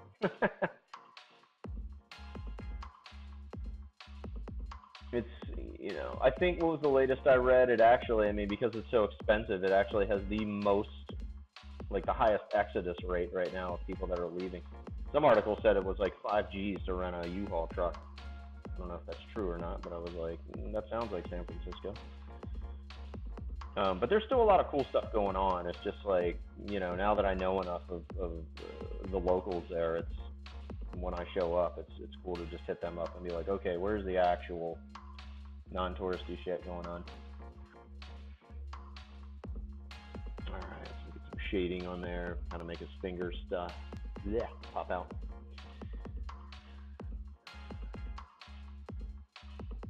I can imagine. I mean, because the food there now is exceptional. I mean, I don't doubt it was amazing back then. When I went to Australia, I did a month-long tour down there about 2 years ago, and Australia was amazing. Brisbane actually reminded me a lot of San Francisco. Not because it's expensive as hell, but just the food is insane. I mean, I didn't have a bad meal at all. But it does astound me that there's like still McDonald's and Jack in the Box and all that shit. I'm like really, with all this good food around, you're still gonna opt for a fucking quarter pounder. I mean, maybe if you're like drunk at 4 a.m. and only thing open.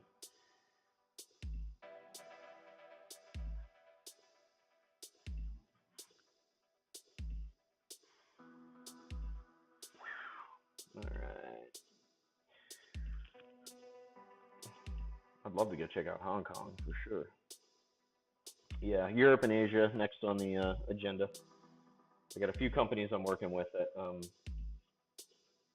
like OCB Rolling Papers actually has I mean, their main factories in France, but they have factories in Canada, Germany, Brazil, Spain, and then Genius Pipe, who sponsors my art tour. They want to start doing a couple of the big cannabis shows over there. So, wow, that's awesome though. Salami flown in. I mean, and that's something too people you know, don't do anymore, or maybe only rich people do it. But it's like, put aside some of your I need a new 50-inch TV money and do something cool like that. Like if I want, like I grew up in Baltimore, so to me, it's the only place to get a crab cake. Like anybody else fucks it up. Like I know how to cook them, but if you go to any restaurant outside of Maryland, you're not getting a crab cake. You're getting a ball of meat, crab meat with vegetables or some bullshit in it. So, but they have a place that will fly them to you. Timbuktu is the name of it, and for $95, they will fly you out 4 crab cakes. There's just something about getting food locally. I mean, I don't mind going an entire year until I get back to the South or Louisiana to get crawfish etouffee. I'm not just going to go to like some garbage restaurant that claims they can cook it in Oregon. And maybe it's a guy from Louisiana that moved up there, but there's something about eating authentic food in the area in which it's made it famous. So we're gonna go ahead and hop back into the Holbein ink. Holbein, badass Japanese ink.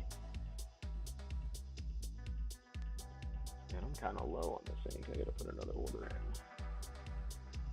We'll go ahead and have a Hatter painting still next to me.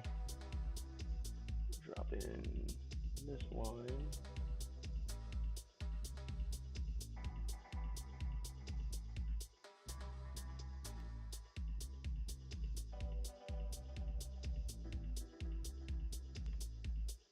Yeah, I mean, I grew up a total kid of the 80s. Stofers and frozen vegetables, and no offense if my mom's watching. But we weren't really into that. It was definitely not a family where we'd fly in cured meats. It was very much a very just typical American hamburger and hot dog barbecue family. Yeah. Salami always came in 2 loaves of sourdough. See, I mean, that's an experience right there. That's not just a meal.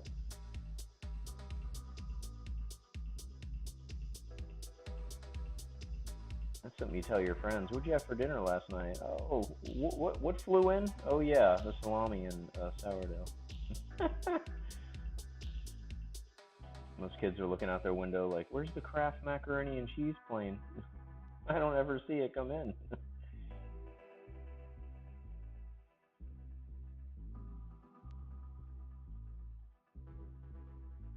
There we go.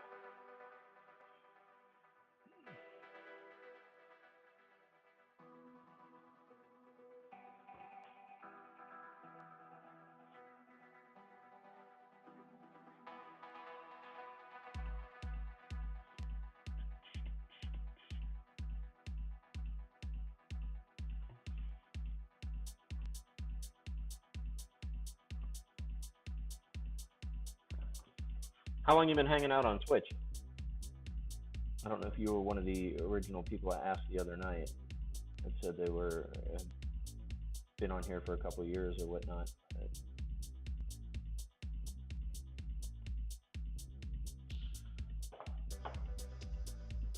And do you stream?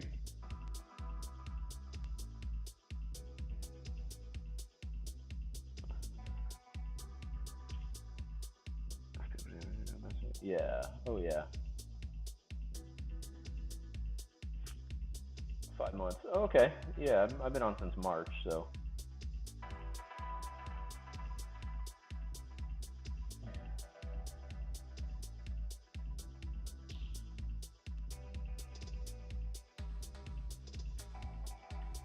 Ah. Well, it's funny. There's one guy I follow called like Hobby Says Hello or something like that, and he's just this big Mexican dude. And I just happened to see his stream one night, and it was like, just to give you an example of I've seen like how fast channels can grow. Um, he was just streaming on his phone, and he had like his mom yelling at him in the background for being online for so long or whatever. But I gave him $20, I think, or donated, or um, but it was funny because next time I logged on or saw him on, he had his gaming system hooked up, he had his mic, he had his new equipment, and I was like, that's awesome. And this was within like a few weeks, and he had a bunch of people watching him. And he was playing Fortnite, and I'm like, this is insane. So, and his first show was his title was "Watch Me Drink 12 Miller High Life" or something like that, and I'm like, I'm cool. I'm down to watch that actually. I'm like, that just sounds like my kind of weirdness. And sure enough, I came in on beer number 8, I believe. Yeah. Fortnite and PUBG, yeah, they look annoying though. I mean, all these people are doing is just running, and then Fortnite. The fact that I don't know, like they run and then they build a treehouse in front of them and jump on that, or I'm like, okay, that's realistic. I mean, not that it has to be, but it was one of them things that struck me as like way weird. I'm like, what on earth? I mean, I can get like I'm playing Call of Duty, and somehow my guy's running around, and even though it just looks like he's wearing clothing and has a pistol, there's a rocket launcher hidden in there somewhere. But the fact that these people have in Fortnite an entire Home Depot in their bag or whatever, and they just start building shit, it's just very weird.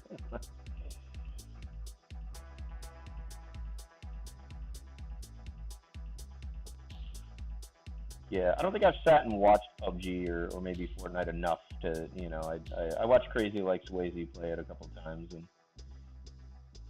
I can say watching it wise, I do like PUBG better than Fortnite. Just because it's more realistic.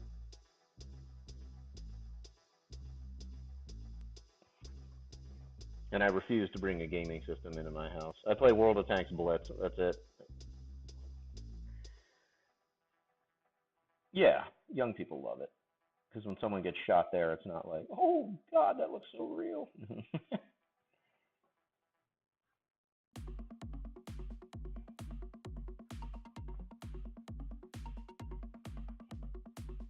It's funny how it's like it either goes one extreme or the other. Like, it's either like, oh, young kids like Fortnite, in a kind of animated style, or we watch Game of Thrones and watch everybody either get fucked or killed to death. So it's like, or killed to death. That made sense. Slaughtered like pigs, or Walking Dead, like in super intense gore, or super animated. This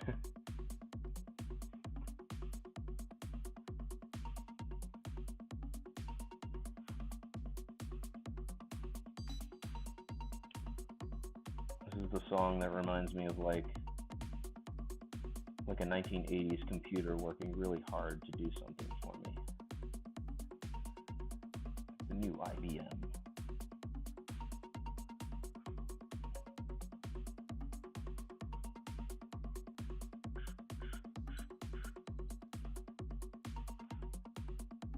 Alright, so we're just kind of outlining the back, dropping in all the line work on the wing.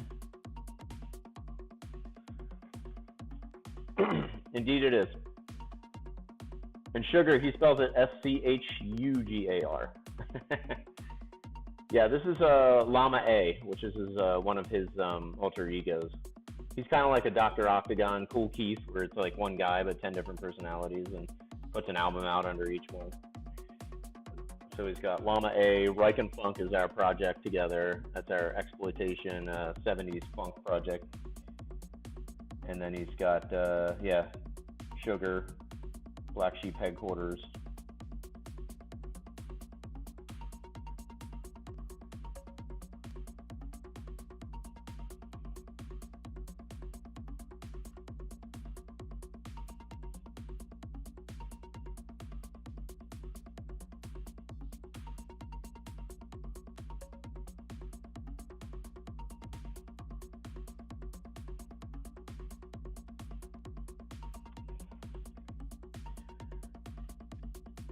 It's SCH.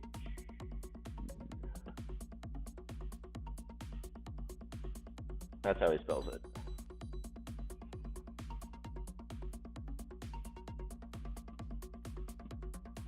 Obviously not his real name. He was actually this girl gave him that nickname that he just started DJing under, and I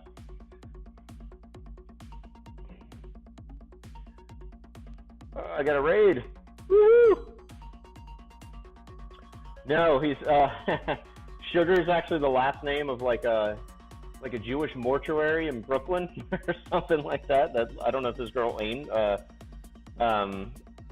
owned it, but that's where she got the nickname from. So Panda the Mandalore, what's up? Thank you so much for the raid. There we go. Now chat's blowing up. That's awesome. Yeah, working on a Hunter S. Thompson piece here. So got a little bourbon, his favorite, Wild Turkey. Got the Bat Wings, Fear and Loathing. And today, actually, not today, I'm sorry. This year marks the 30th year, 30 years ago since Fear and Loathing in Las Vegas came out. So pretty crazy. Someone mentioned that on Facebook, and I thought that was kind of cool. So, but welcome. And yeah, I still got the Hatter piece here. So this was the piece I worked on the last couple days. So we did the Mad Hatter, kind of dabbing, kind of a reference to, the dab movement, little honey, little 710. But also it could just be he wants some honey in his tea. So got the Cheshire and the teacup. You got his hat made a kind of patchwork, and then you got the honeybee and then his outfit. So this was the very first painting that I did on the old Twitcheroo. And then this one I'm working on for Bourbon and Beyond, which is a festival in Louisville, Kentucky in September. Headliners include Robert Plant, Sting, Lenny Kravitz, David Byrne from Talking Heads, which I'm super excited to see him. That guy is weird as fuck. And anybody joining, if, we've been talking art. If you got an art link, drop it in the chat. I'd love to check it out. Always interested in connecting with new artists. Thank you, Panda. Yeah, all traditional. It's all hand painted using acrylic and India ink. It's an awesome festival. Yeah, it's their second year. Last year was the inaugural year. Danny Wimmer throws a lot of the big rock festivals across the U.S., and they're more like what you typically find at a festival, Budweiser and hot dogs. But this is like a really cool festival. There's 29 bourbon companies that you can sample all the bourbon. The food is really elevated. Tom Colicchio from Top Chef does like a pre-show dinner where you can buy tickets to actually have dinner and do a bourbon and food pairing. And then he gets, some pretty cool artists. Last year, Stevie Nicks, Steve Miller Band, and Eddie Vedder headlined. So it was a very interesting combination of music.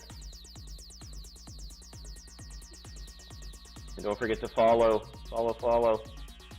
And then if you want to check out more of my art, time lapses, all that, I have all the information under my feed. I have all the time lapses uploaded. You could also go to YouTube and then Instagram, Sean Dietrich, and Facebook, Sean Dietrich Art, and then SeanDietrichArt.com is my website. And I'll end the shameless self-promotion on that note.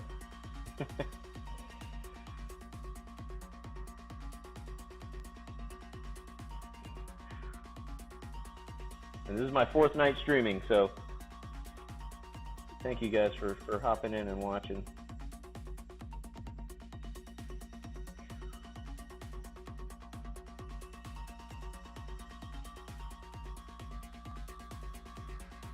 And so far, everybody's been cool, except that Albanian guy who wanted free artwork. Sorry, bud.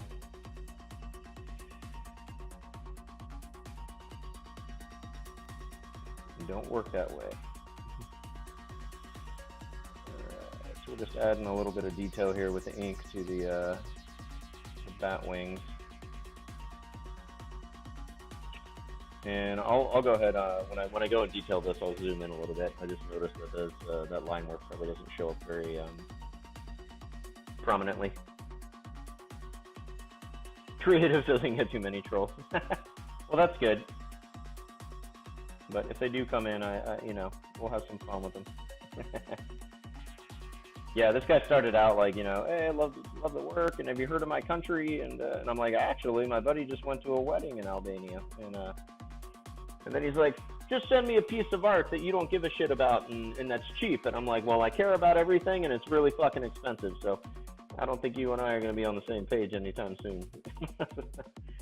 And I figured that kind of put an end to it, but he kind of kept up, so I banned him. I was like, all right, night 1, let's jump right in this and start banning people.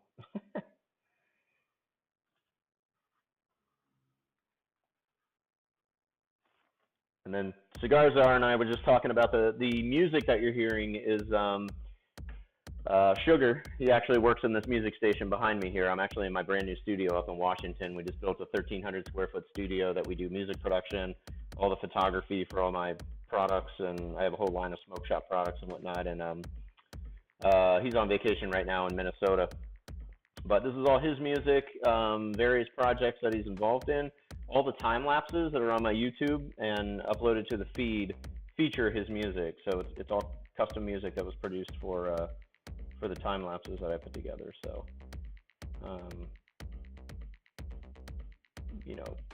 pretty dancey, a lot of minimal techno, but we're into a lot of various music. I just don't want to stream anything, where the copyright will mute me or.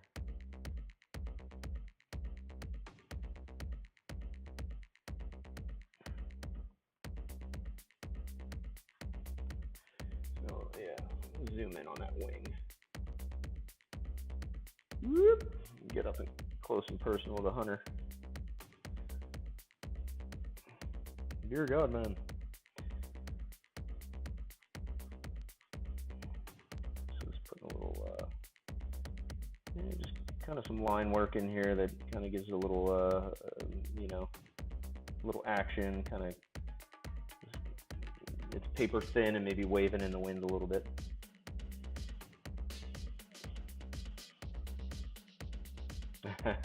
Thank you.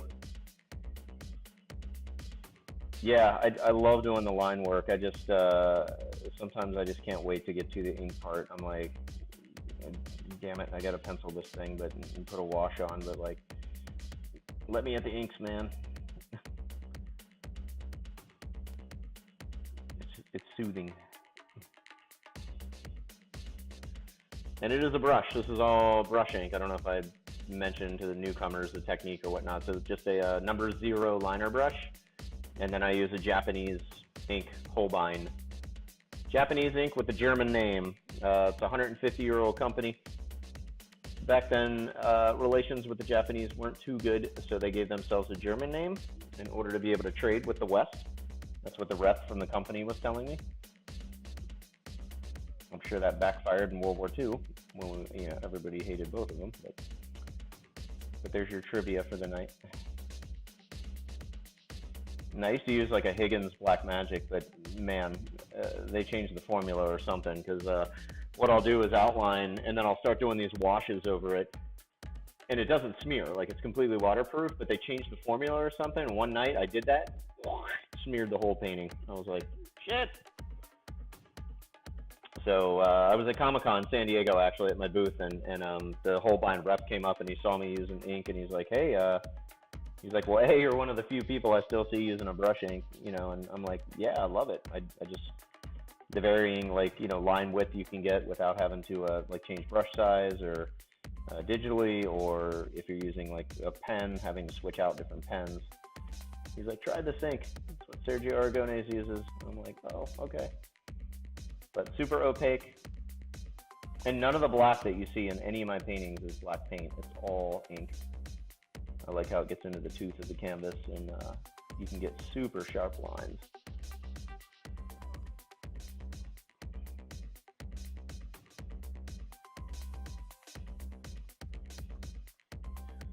So there we go, kind of like wiggling the way up there, and yeah, let's hop over and do that other wing. In fact, we'll probably let's flip it. Ain't nothing that says I can't paint upside down, right?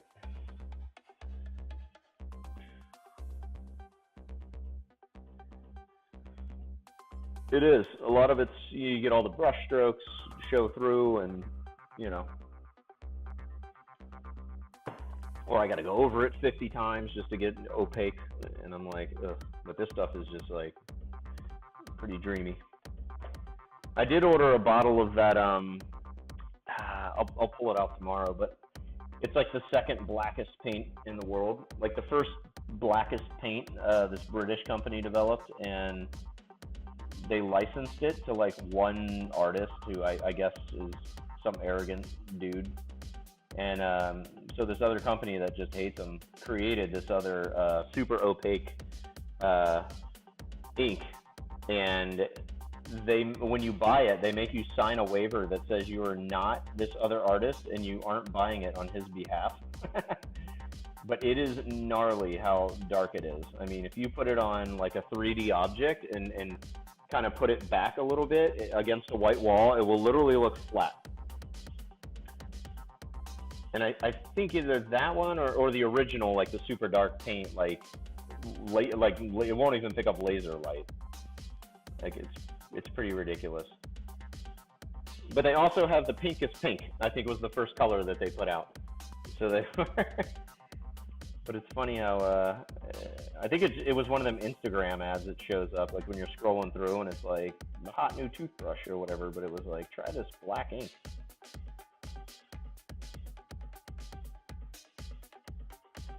I'm like, that's insane. But yeah, I bought a bottle of that, and so outside of this ink, that's about the only thing I've seen that can compete with how opaque this the Holbein ink is. Oh, I just went off the screen there. Sorry.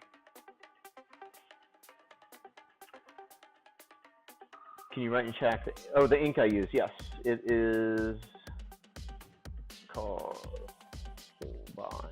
Let me make sure I spelled that right. Yep. There you go. And I believe Blick Art Supplies has it. I get mine on Amazon. It's about 14, 15 bucks an ounce.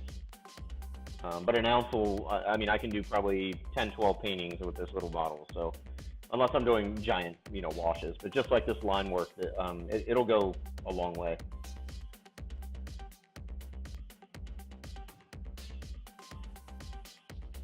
And I'll have to put it in my gear list. I'll put shitty Chinette bowls, Michael's brushes with the price tag still on, and really nice ink.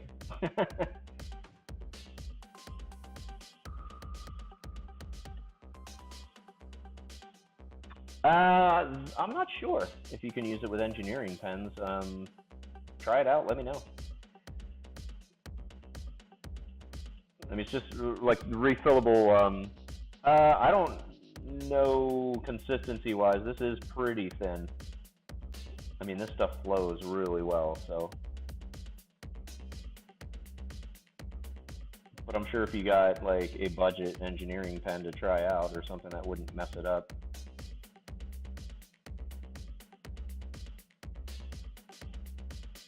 And then come back to us with the results.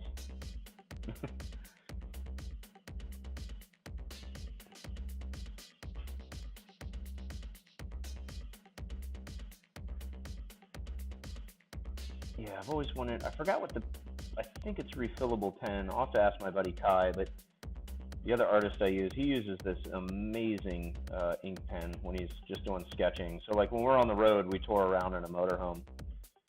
And so he'll just sit in the front seat and sketch, and I forgot what the pen he uses though, but it's one of those refillable ones, and it's just outstanding. The line work is incredible.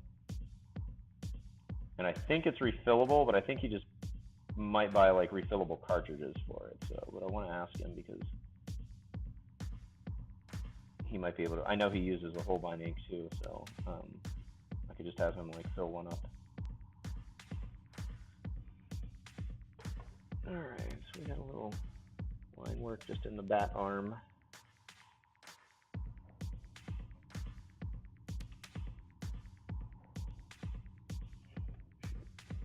Too much ink there.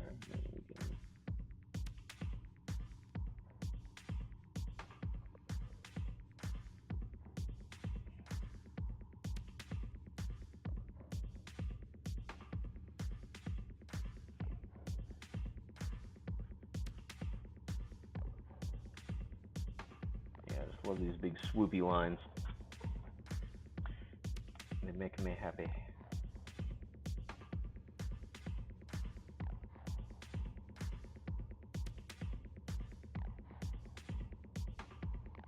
Cigar Czar, I know you're an artist. Anybody else watching do any art? Have anything to link?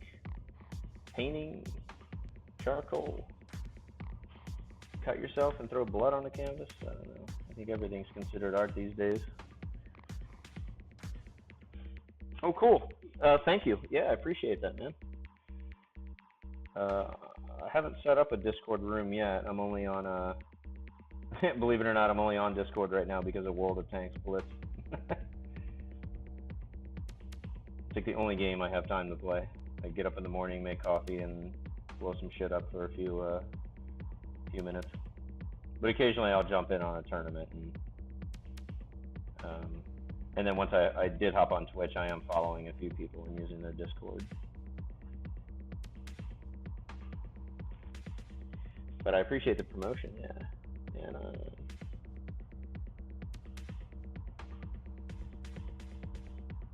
yeah, man, I don't know what web service you're using. Because I even hit like whatever. I'm looking at it on my iPad. Like I'll show me the certificate. Great. Okay, cool. I need to see the art, and then it just wouldn't let me on. It was like, no, dude, it's impersonating a website, and it wants your financial info, and I'm like, what?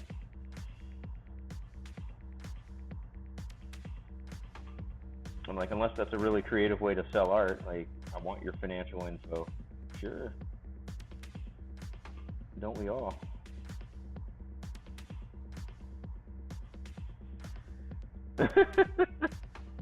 Oils, nice.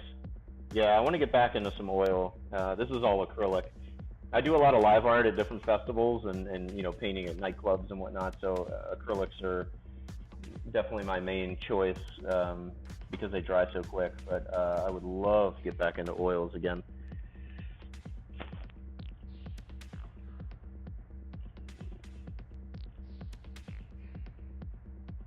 Hang on one quick second. There's somebody who www.surfaceproart.com. Okay. Hang on one quick second. I want to see what this.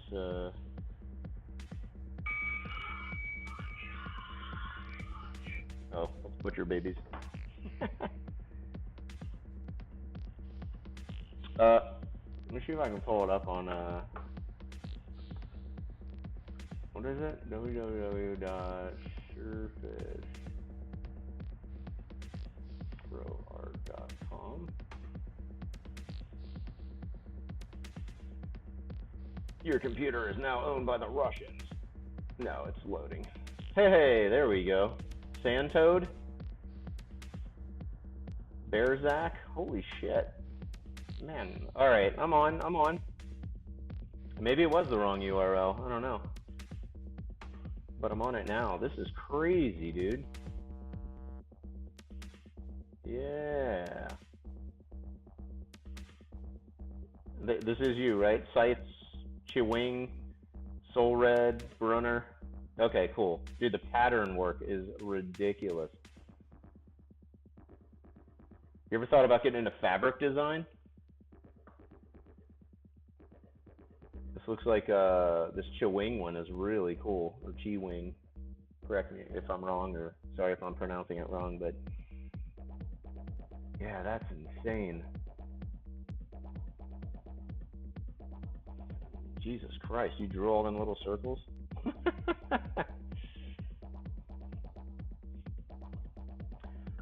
I'm gonna bookmark that. That's amazing. Yeah, because I have a company that wants to take like they'll zoom in on certain sections and do like patterns and pull it out for fabric design. But the stuff that you have, those patterns are absolutely insane. Acrylic, but adding extenders and flow dry to give flexibility of oil. Yeah, I've got some. Tried to use here's some flow aid. That's about as much as I've tried. But I tried it and I'm like, okay, what the hell's the difference between that and using water? But I do need to start experimenting a little more, I think. Or maybe not, but I would like to. Let's put it that way. Because sometimes I'll jump into some like mixed media. I mean, I've done some pretty wild like flyer work, and you know, where I'll take plants from the backyard. Almost do like, if you know the Sandman covers from Dave McKean, and you know, he'll photograph everything and bring it into Photoshop and then put everything together. So I've done a little bit of that.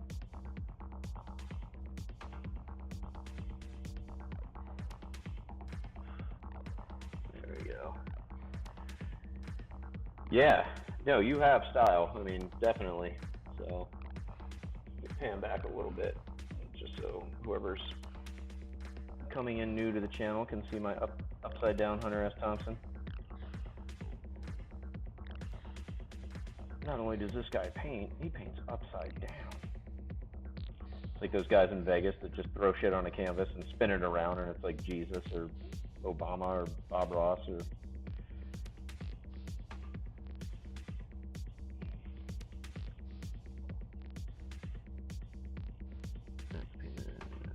Oh, cool. Yeah, follow me on Instagram so I can keep tabs on your guys' art too, if you have it. I bookmarked your art page though, Cigars Are.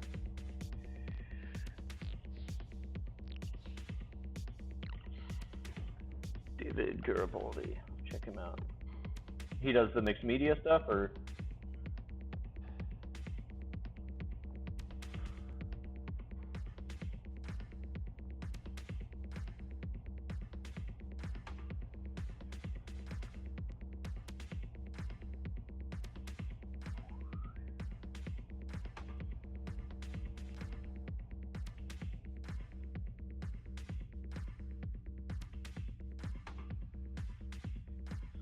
other bat finger in here, and then we'll connect the web.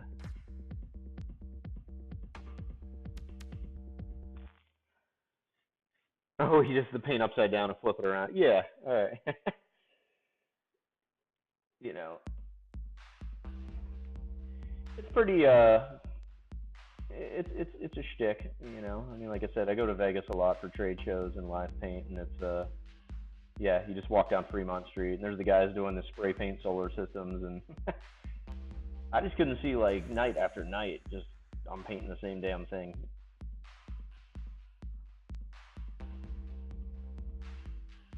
Still on the camera. Oh yeah, I zoomed out. That's right. Cool. Q.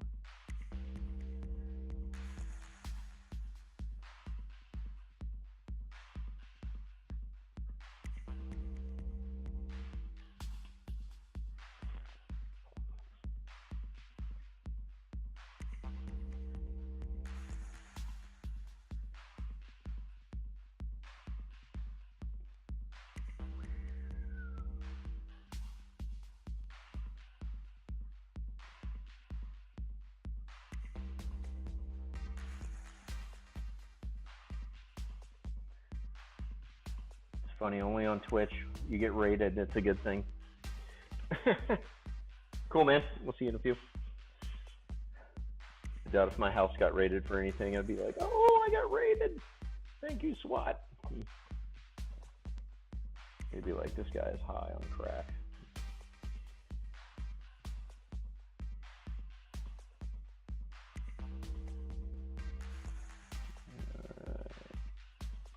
So once we get the wings done, we will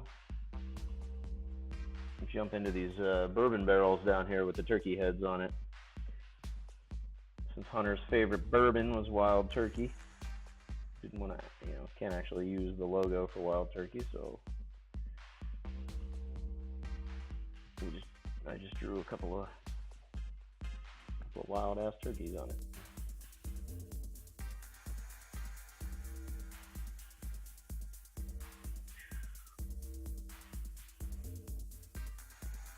And then I think tomorrow, see here, I'll flip this over.